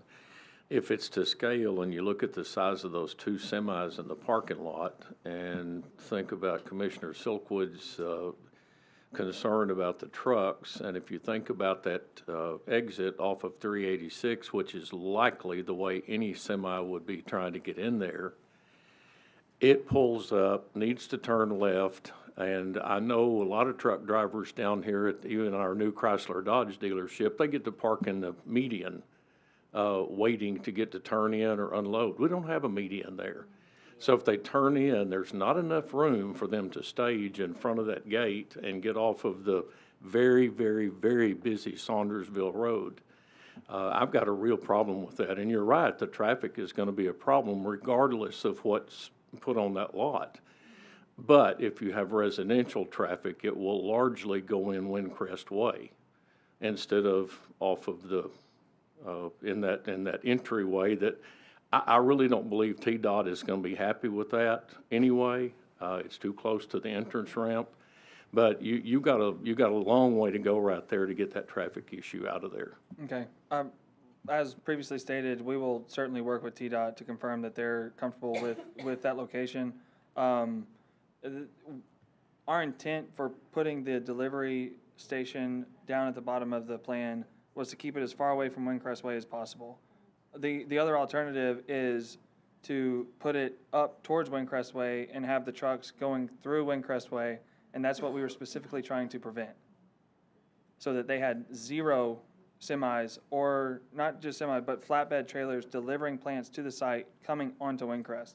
So our idea of putting it at the bottom was to try to, I guess, provide a solution for the actual trucks coming to the site. We're aware we have to coordinate with TDOT and make sure that they can make the proper maneuvers, but that is why it's at the bottom of the site. I get that too, but I'm assuming that you're going to take out part of the island up on Windcrest Way because No, sir. every landscaper that I know has at least a 3/4 ton pickup with an 18-foot 4-wheel trailer that they pull around their lawnmowers and their other equipment on, and I'm assuming you're planning on them coming in from that end, on the retail end, rather than where the flatbed trucks are coming in bringing the product in. So they would either come in through the right in, right out, or yes, you're right, they would come Windcrest Way. But the median stops. We have our entrance. The median would not be disturbed. They would be able to turn from Windcrest Way left into the site and not touch the median. And our entrance is lined up directly across from where the existing entrance is for the office up above. Okay, that scale's not very good there. Thank you. Yes, sir. Other questions, comments from commissioners? Seeing none, again, I think we talked about doing this in 2 separate motions on this, so we want to address first we'll address the future land use amendment request and the 11 items that were on there. So I'm going to make a motion that we approve with the exception of the animal hospital, the banquet hall, the caterer, and I guess a question I have for Director Free, can we leave the daycare center in but make it specific to children only? Yeah, you can. Probably the first one is need to do the future land use. Okay, I'm sorry. Which would just be that future land Yeah. use, and then this would be in the CDP. Okay. So there wouldn't be any Okay, specific yeah, you're right, uses. Yeah, okay. But the future land use, it's Okay, just so changing this to is some suburban changes, center. yeah. Yeah. So, okay, And I'll it back that up. would need some finding of fact as well. Okay. With that. Well, I'll make a motion then, so we can just get this process rolling. I'll make a motion that we approve the future land use amendment with the finding of fact being that the suburban center is consistent with the suburban center characterization on the office that's across Runquest Way. So that is my motion. And I'll entertain a second on that.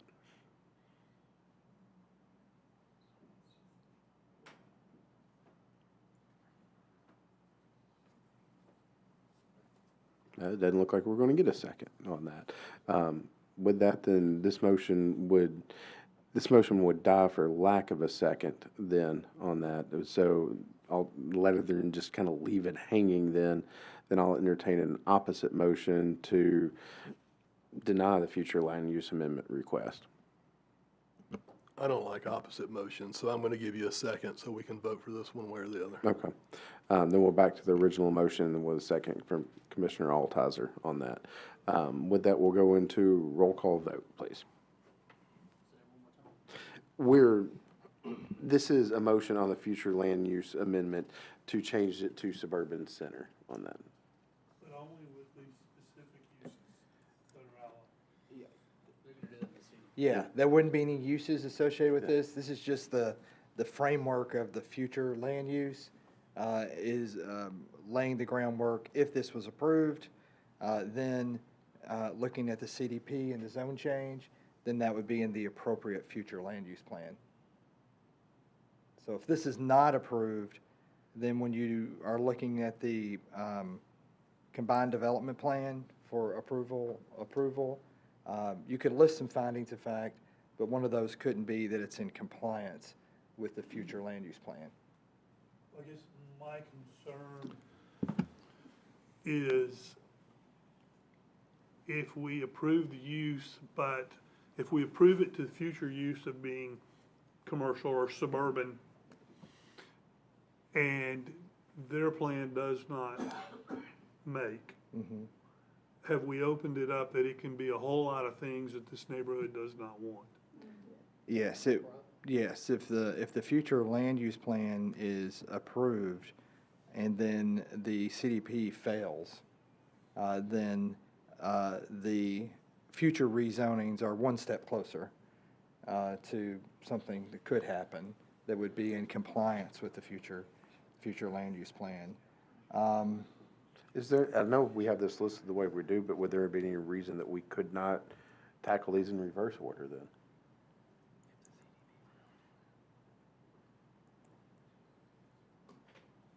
Let me think just a second. I think you could tackle them in reverse order if you approve the CDP and you made it contingent. No, you make it contingent. You could approve the CDP. No, that would be difficult to do. And if you approve them both, and the problem with combining them and saying, hey, we're going to do both of them at the same time, then you've approved the future land use change, and then it goes to BOMA, and if BOMA doesn't approve the CDP or the zone change, then the future land use plan is done. I think it's, there isn't generally conditions. Go ahead, Grant, yeah. Keith, so if the land use plan did fail though, and then the BOMA could still technically approve it, right? If the land use plan change failed, BOMA could still approve it. Yes. Here's a way it could occur. You could deny the future land use plan, and then you could recommend approval of the CDP with the different conditions on it, with the acknowledgement that although the future land use plan has not changed, the timing is appropriate for it to be considered to be changed. I mean, it's sort of, and then that way you could make a positive recommendation to BOMA, and you haven't changed the future land use plan. But one of the findings of fact would have to be that that the timing is appropriate for it to change. But that doesn't mean necessarily the future land use has changed. This is a unique situation where, in a lot of times, it kind of is synced right up, where if you're going to approve that, the future land use, it's not opening the door to a lot of other different things. In this case, that's a little bit different. So it is a unique situation. Okay. So with that, I'm going to withdraw my motion on the future land use amendment at this time, and then just jump ahead to the CDP then, and make a motion that we approve. Can we pull up that list of those 11 items again, please? We'll still need to take action. Well, we can still go back. You can still go back and do it. That's You can right. do it back and do it, yeah. So I'm going to make a motion that we approve the comprehensive development plan as presented with all staff comments, noting that the applicant has disagreed with Public Works comment 3 on that, but also the removal of animal hospital, banquet hall, caterer, and adult daycare center as approved uses. So that is the motion, and Commissioner Hardwick, you are. With the finding of fact. Well, the finding of fact being that, finding of fact being it's,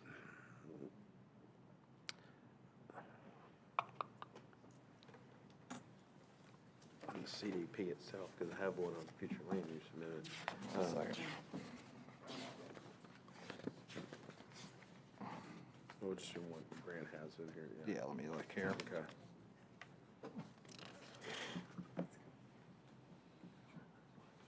Okay. Caitlin? Can I confirm that? You said We're- 6 for animal hospital, 7 for banquet hall, 8 for caterer? Yes. And you're leaving daycare? Leaving daycare for child only, striking adult from that.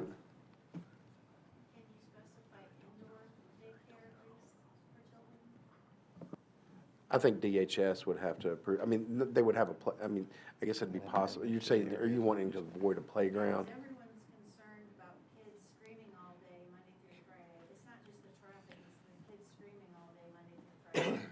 If it was indoors, that would take care of that issue at least. I don't know that we can specify that just because DHS may have a requirement on playground. Don't you have to bring a plan to the planning commission, an actual plan that you can approve or disapprove? I mean, this is shooting the dark at the dark. How about a point of order? Yeah, this part of the, this part of the, This is part of that process. Yeah, this is kind of the part of the process. So what this is you've got the future land use plan, and then the zoning sits on top of it. And so in some cases, like what we're doing this evening, is somebody's wanting to change the zoning. And in this case, it's even a little bit more different. It's a planned development, and that's sitting on top of the future land use plan. So then to have consideration for the development plan, then you've got to look at doing the changes to the future land use plan. And all of that with the real detailed, the super detailed stuff, that comes later when you have a site plan. So if all this is approved and BOMA approves it, and then the different uses are approved, then the applicant can come forward later with an actual site plan. And just earlier this evening, the couple of things, the restaurant, Jim and Nick's, and some of the other things were site plans. Then at that stage, that's when there's all this detailed and a high level of planning. But right now, it's looking at, are these uses appropriate? Is the layout appropriate? Is the traffic working? But even on the traffic, a lot of the super high level detail, it's going to happen with Public Works looking at it, actually at the site plan. So this is really more conceptual, but it's enough information for everybody to consider, hey, is this a use that we want, or does this seem like something that would function? And in some cases, it's very possible something could go through this process, but then at the site plan, find out, well, it's not quite working for that. And an earlier example here was the football 5. that was the situation where they actually did do all the site plan, and then, they got approval, and then when they, got down to doing the site plan and everything, figured, wow, we're not actually gonna be able to build that like we were thinking. And so then they're kind of going back to the drawing board. So that's kind of the way that works. It's just to kind of explain to everybody.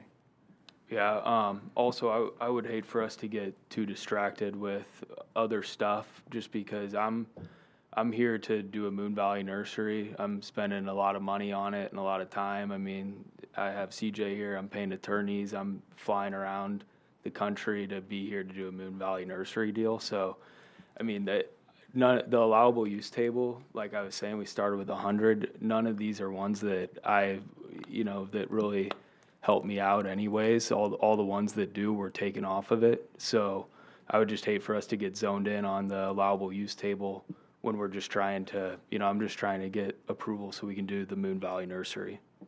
That's fair. With that, I'll just go on for the motion that I'm making, then I'm going to amend it to, we're going to strike animal hospital, we're going to strike banquet hall, we're going to strike caterer, and then obviously if the applicant doesn't mind at all, we're going to strike daycare center from that as well on that. Yes, sir. And finding a fact being that what's being proposed here is low impact on traffic, and it's the best in keeping with surrounding areas. So that's my finding of fact. And so I think I've got a motion in there somewhere. Caitlin, did you catch all The last part that you just said, the low impact on traffic. that? Yes. You can use those too. Yeah. And we can come up with, Can I confirm the rest, just to make sure? yes. So with staff comments, removal of uses, animal hospital, banquet hall, caterer, and daycare. And the finding of fact is the low impact on traffic. Yes, and I'll add conditions affecting the area, or excuse me, there will be no significant adverse effect upon adjoining property owners unless such effect can be justified by the overwhelming public good or welfare, then. And so that is the motion, and I'll entertain a second on that.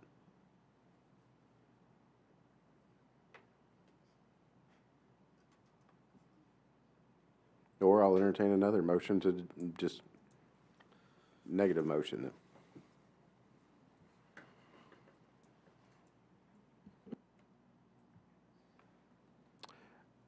Then I'll withdraw this motion. I'll entertain a negative motion to disapprove the comprehensive development plan. Well, I need somebody to actually make the motion. I'm asking for somebody to make the motion on that. Will you make that motion? Okay.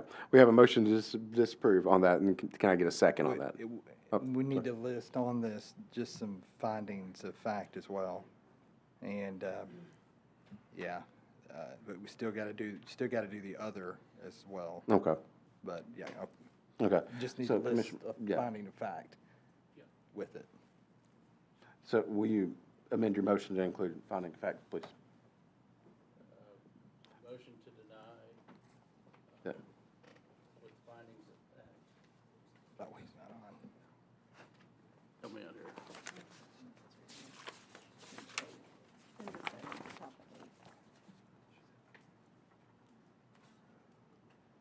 It'll be detrimental and endanger the public health, safety, comfort, and general welfare of any portion of the community. That is the motion. Caitlin, Number did two. you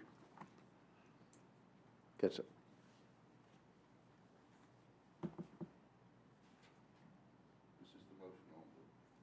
This is still on the comprehensive development plan. Yes. Yeah, yeah. Yes. Yes. What was the finding of fact? I'm sorry. Okay. So based on the truck traffic, the proposed plan development will be detrimental to or endanger the public health, safety, comfort, or general welfare of any portion of the community. Thank you. So we have a motion. Can I get a second on that, please?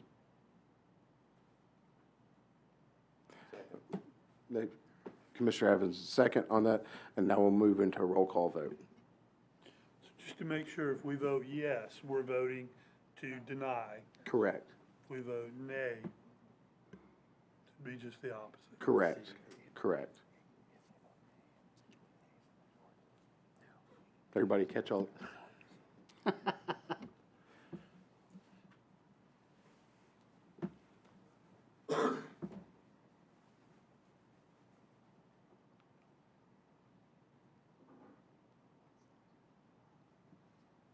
Okay. Caitlin, will you read the results, please?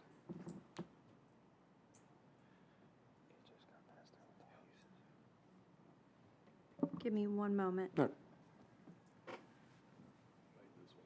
Mm-hmm.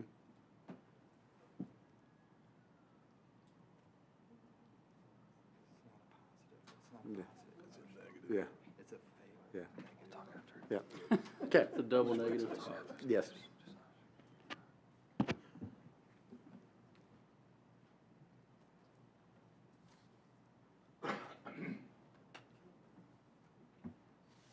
I hope everybody's more up to speed on that motion that we just voted for than I am. So the motion fails with 3 yeses, 0 abstentions, 5 noes. And to clarify what that motion was, do you mind doing that, please? That was to deny the CDP Okay. based on the finding of fact of the endangerment.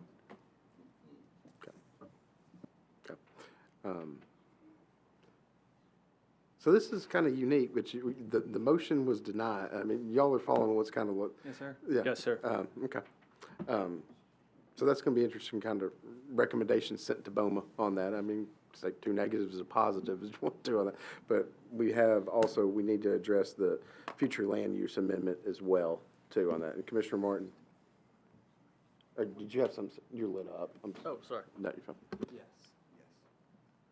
And so now we need a motion relative to the future land use amendment. Director Free, did you gonna say?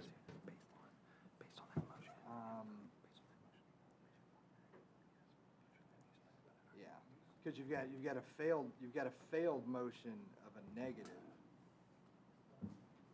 which doesn't necessarily mean positive.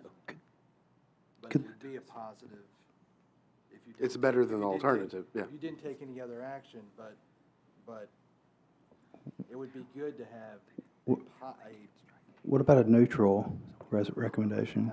you can't make I think you've got to make a motion to approve or deny. Okay. Because this is all going to BOMA, so BOMA they need some clear guidance on it, and I think this is, a failed negative is gonna be muddy. It's gonna be confusing. Yeah. There needs to be a positive motion and then action taken on that positive motion. Mr. Hastings. Mr. Hastings? Okay, one reason I voted the way I did, I think we're getting the cart before the horse here. We need to change the land use plan to allow the development. We need to do that prior to making that vote. So that has to go first, in my opinion. Before we can approve a development plan, we need to change the land use plan. I'd be very happy to entertain a motion in that regard, Mr. Hastings. But remember the previous discussion, Yeah. if we did that, Yeah. okay, and it passes, and then the CDP fails, you've left an open door for. No, we haven't, we've left it open only for the allowable uses that we could use to go with that land use plan. That's not correct, because that's part of, the allowable uses are part of the comprehensive development plan. Yep, they're part of the CDP. Yeah. Plan where it is.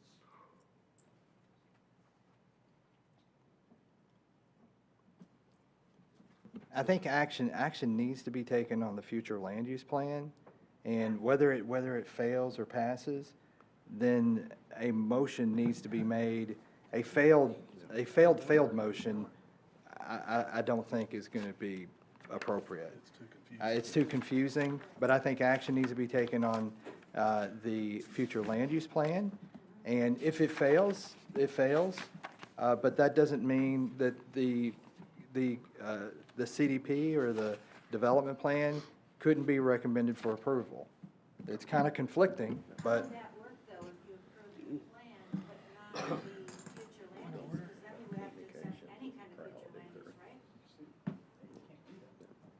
yeah, this wouldn't change if the future land use plan was not changed, it would stay as it is. We need to keep the conversation among commissioners up here. I've had a little bit of grace for that, but we need to keep this among commissioners at this point. Just so we can get some motion on that, or get some action on things, I'm sorry, Barrett. Commissioner I Hardwick. will make a motion to change it from suburban living to suburban center, with my finding of fact being the property to the north is zoned for office. The property across the street to the north is mixed use. The property directly across the street is employment center / industrial. You have Highway 386 to the south, and with the finding of fact being if the original developers of Windcrest would have intended for that to be residential, they would have designed it different. That in their mind, it would have always at some point go commercial. And that is my finding of fact. I'll second that, and then we'll move into a roll call vote on that. Can you repeat I'm sorry. Can you repeat the motion, Mr. Hardwick? Sorry? Can you repeat the motion? You want me to repeat all that again? Never I am mind. making a motion, I'll shorten it, to change it from suburban living to suburban center, with the finding of fact being you have a commercial road out front, you have office to the north, you have mixed use across the street to the north, you have employment center / industrial directly across the street, and you have a major Highway 386 to the south. Thank you. Yeah. And Commissioner Hardwick made the motion, I seconded that, and so we'll move into a roll call vote on that now. Oh, I'm sorry? Future land use plan.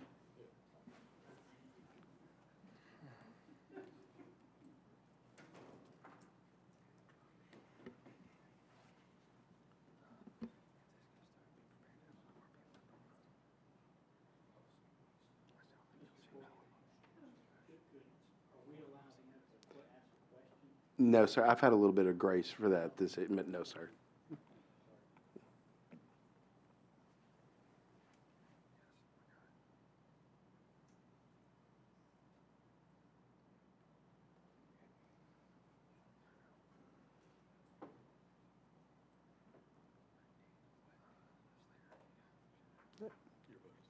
Yeah. Caitlin, will you read the results, please?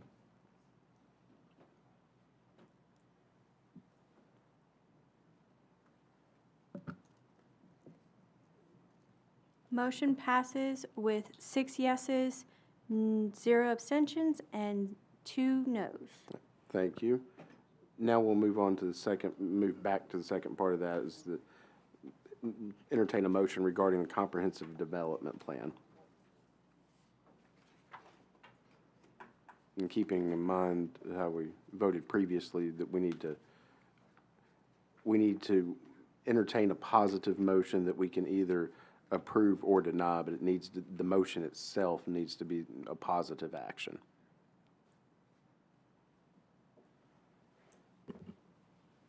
We're voting on CDP now. Yes, we move back. We're gonna eradicate the one we did before and now, Right. okay, Yes. thank you. And so we need to do brand new If you don't mind, can I just get an explanation on why we're voting on this item again?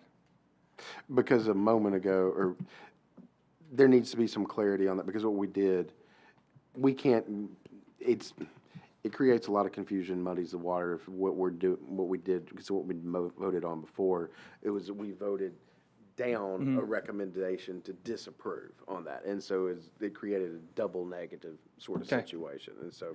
Understood. I'm glad you Just do. needed some clarity. I'm glad you do. But no, so, It's late. yeah. So we'll entertain a motion, again, a positive motion on the comprehensive development plan. Commissioner Hardwick. So while I intend to vote no, I will make the motion to have the comprehensive development plan with all staff comments, taking out items 6 through 9 And need findings of of fact. the allowable use table. I gotta have that for the finding of fact as Is well? that? Yes. Yeah, for the CDP, Yes. I'll let somebody else make that. The right and the out needs to be taken. Well, I will take and make that same motion, but I'm gonna add to that, the. Now it's an agreement with. Yes, yes. Then now it's the finding of fact being is now it's an agreement with the land use plan. So that is the motion, and I need a second on that, please. Question. Yes. The original motion also had the comment number 3 from Public Works removed. I'll clarify that, okay. I'll clarify the motion is to approve with all staff comments, noting that the applicant disagrees with Public Works comment number 3, and that we are removing items 6 through 9 on the allowed uses, and the finding of fact being that it is in agreement with the future land use plan. No, ma'am. And I do need a second on, thank you. We have a second for Commissioner Silkwood. And now we'll move to a roll call vote.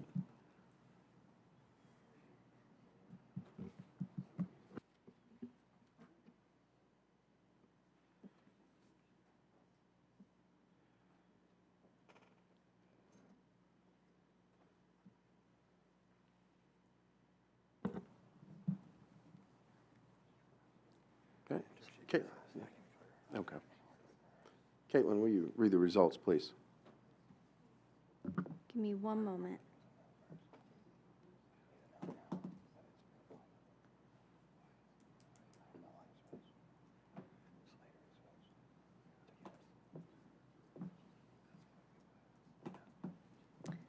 The motion passes with 5 yeses, 0 abstentions, 3 noes. Thank you. And Director Free, I believe you had some comments you wanted to add. Yeah, let me just kind of clarify what's happened. So the first vote that was done before this vote was on the future land use plan. So that changed. That's changed from the suburban area to the suburban center. So that's changed. And now what's moving forward, what was just voted on, it was voted to recommend approval to move forward to BOMA, for them to consider it with the conditions of removing some of those uses to go to BOMA. And that's going to go to BOMA General Committee next Tuesday evening. And then 2 weeks after that, it'll go to BOMA for a first reading. And so that's kind of where that is in that process. Thank you, Mr. Chairman. Thank you, Director Free.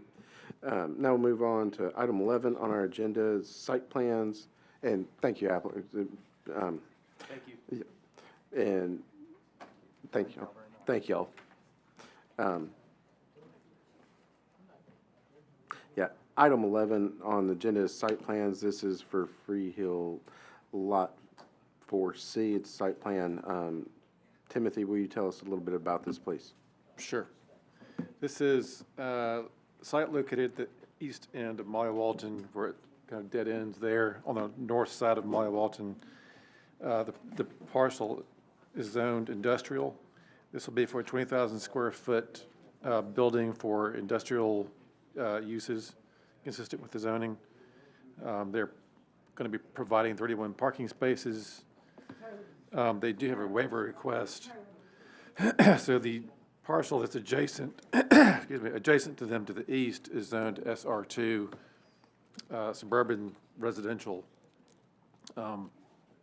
That parcel is currently, well, sort of vacant. It does have a trailer on it and some other, I'll just say it's got some interesting uses on it. Well, I can't speak as to the residential nature of the trailer. There is, because of that adjacent zoning, there is a 30-foot buffer, landscape buffer required between the two properties. The applicant is requesting a waiver of that buffer. As far as the width of it, they provide on the end of that property line, closer to 386, they're providing a fence, which allows them to reduce the buffer width down to 20. So they're providing that. So that's in accordance with the zoning ordinance. On the southern end of that buffer line,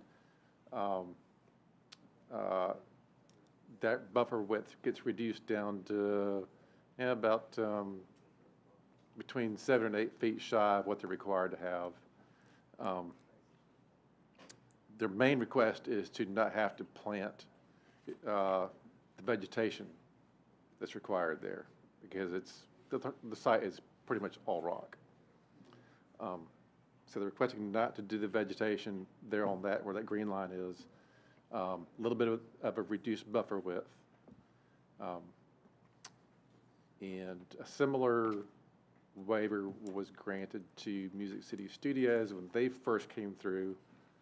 Of course, later became Molly Walton Industrial.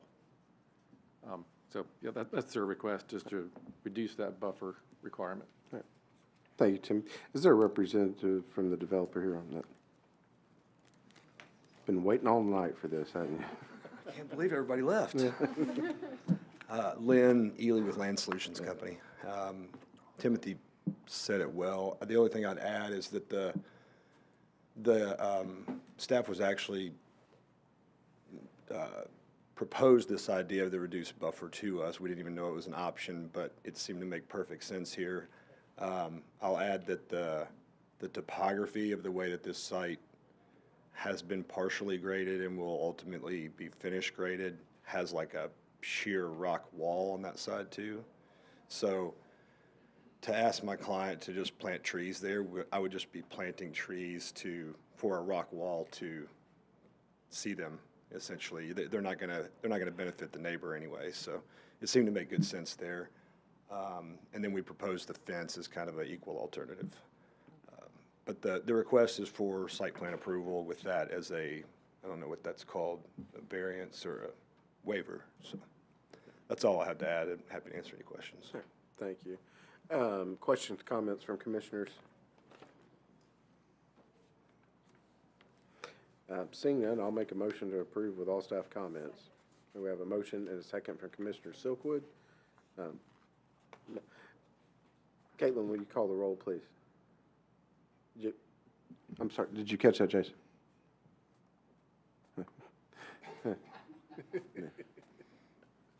Or we're going to move into a roll call vote. I'm sorry, I misspoke when I said that. It just dawned on me I did, so my apologies.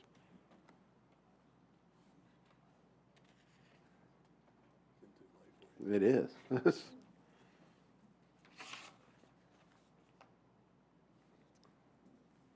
And I believe Mr. Hasty had stepped out, so I think everybody's voted at this point. And so if you'll read the results.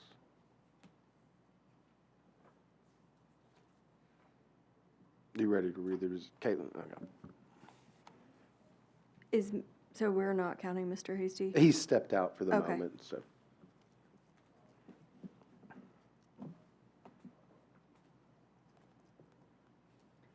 Motion passes with 7 yeses, 0 abstentions, and 0 noes. Thank you. Motion carried. Then next we'll go to item 12 on our agenda. That's staff level projects that have been approved, and I'll turn it over to Director Free and let him kind of talk about these, as well as item 13, the pending projects. Yes, I'll just do that real briefly, and I can just answer any questions anyone would have on those. So just the pending projects and the approved projects.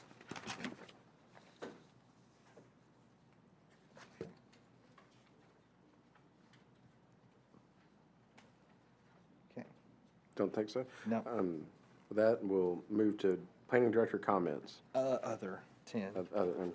Thank you. Yeah. So here on item number 10, I had an issue. It's just a unique issue. As you can see in the staff report, I'd met with a development that was looking to do some batting cages over on Molly Walton, on Walton Ferry, and they're in the audience here this evening. But it's not really their specific situation that I'm looking at. And running across this, as I was looking at the batting cages and looking at that as a use, then the way that our calculation was working is batting cages was not listed as a sub-use in our parking requirements. And so the only parking requirement we had to use was indoor recreational facility, which can the image of the batting cage be pulled up there? Let me see. Yeah, right there. Go back one. If you'll go, yeah, right there. So you can see in this potential proposed building, which isn't limited to just this specific site, but this site brought up a situation where I think I need to look at creating a new sub-use of batting cages in table 12 of our parking requirements. So if you can see all that red line dotted area, that's the 10 batting cages. And so we're calculating all of that square footage to determine the parking requirement. And with these being batting cages, there's only going to be one person in a batting cage at a time. And in looking at it, I was surprised that we didn't have batting cages listed as a sub-use in table 12. So what I'm looking to do is I'm just looking to get agreement from the Planning Commission that my determination about this unlisted use for table 12, which I have the authority in the zoning ordinance to make some decisions about unlisted uses, where it makes sense. But in this case, I've made that determination, but before enacting it, was no big rush. So I wanted to bring that before the Planning Commission to see if the Planning Commission confers with the direction at which I'm taking this. And so I can answer any questions in regards to this. Commissioner Evans? Yeah, just one question. Keith, did you differentiate some way between standalone batting cages and batting cages with, like the one we had over here before that had the putt-putt golf course and the inside games and that sort of thing that would generate more traffic than just the batting cages? Yeah, it would be something where I would determine batting cages, and I could provide some additional stuff that would clarify it, that it would fit to this context. But this specific context of the way the batting cages are set up, because if you look at this plan, the area where the batting cages are, I'm calculating that at one per batting cage. And then the rest of it is office. Yeah, and I don't mean to prolong this argument that we talked about parking so much in the early part of this meeting, but I can see someone coming in making the argument, this is a batting cage. Yeah, but look at all that other stuff you got there going along with it. Yeah. So I can see where this could get us in another one of those arguments. And this would be limited to just the sub areas of the building that are used for batting cages. Understanding in this specific instance, if these folks built this particular building, and I've explained it to them, is if we went with this, the way I'm looking to calculate this, that it could limit future uses. Because if this operated for 5 years and then it went away, and then something else wanted to go in there, it may not meet the parking requirements. So the uses might be somewhat limited within that specific area. It lends itself to, which I think would be a conditional use in that particular zone, but it limits itself to more like a firing range or something like that to be calculated for that. And like bowling alleys are, that has actually 2 parking spaces per lane. But bowling alleys and I think golf tees and things like that have limited number of parking, where we just got one per. So this is kind of what I was looking at. This is different than the football 5. That's a whole plan development, and they're wanting a waiver on this. This isn't a waiver. This is a way that we're looking at the parking on the interpretation of a use that's really should have kind of been clear, but really it's not listed in there. Any other questions, comments from commissioners?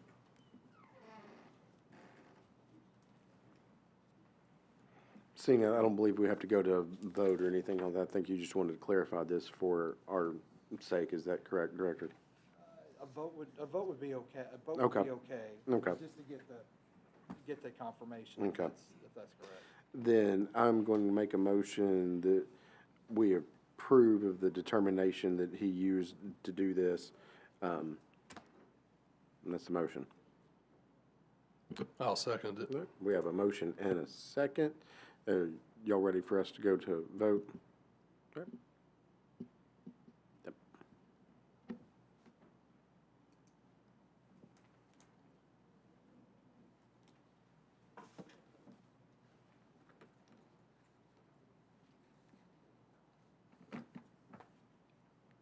Caitlin, will you read the results, please? Caitlin had to step out, but I'll be glad to read them here. Sure. So we have, motion passes. We have 7 yeas, 0 noes, and 0 abstentions. Thank you.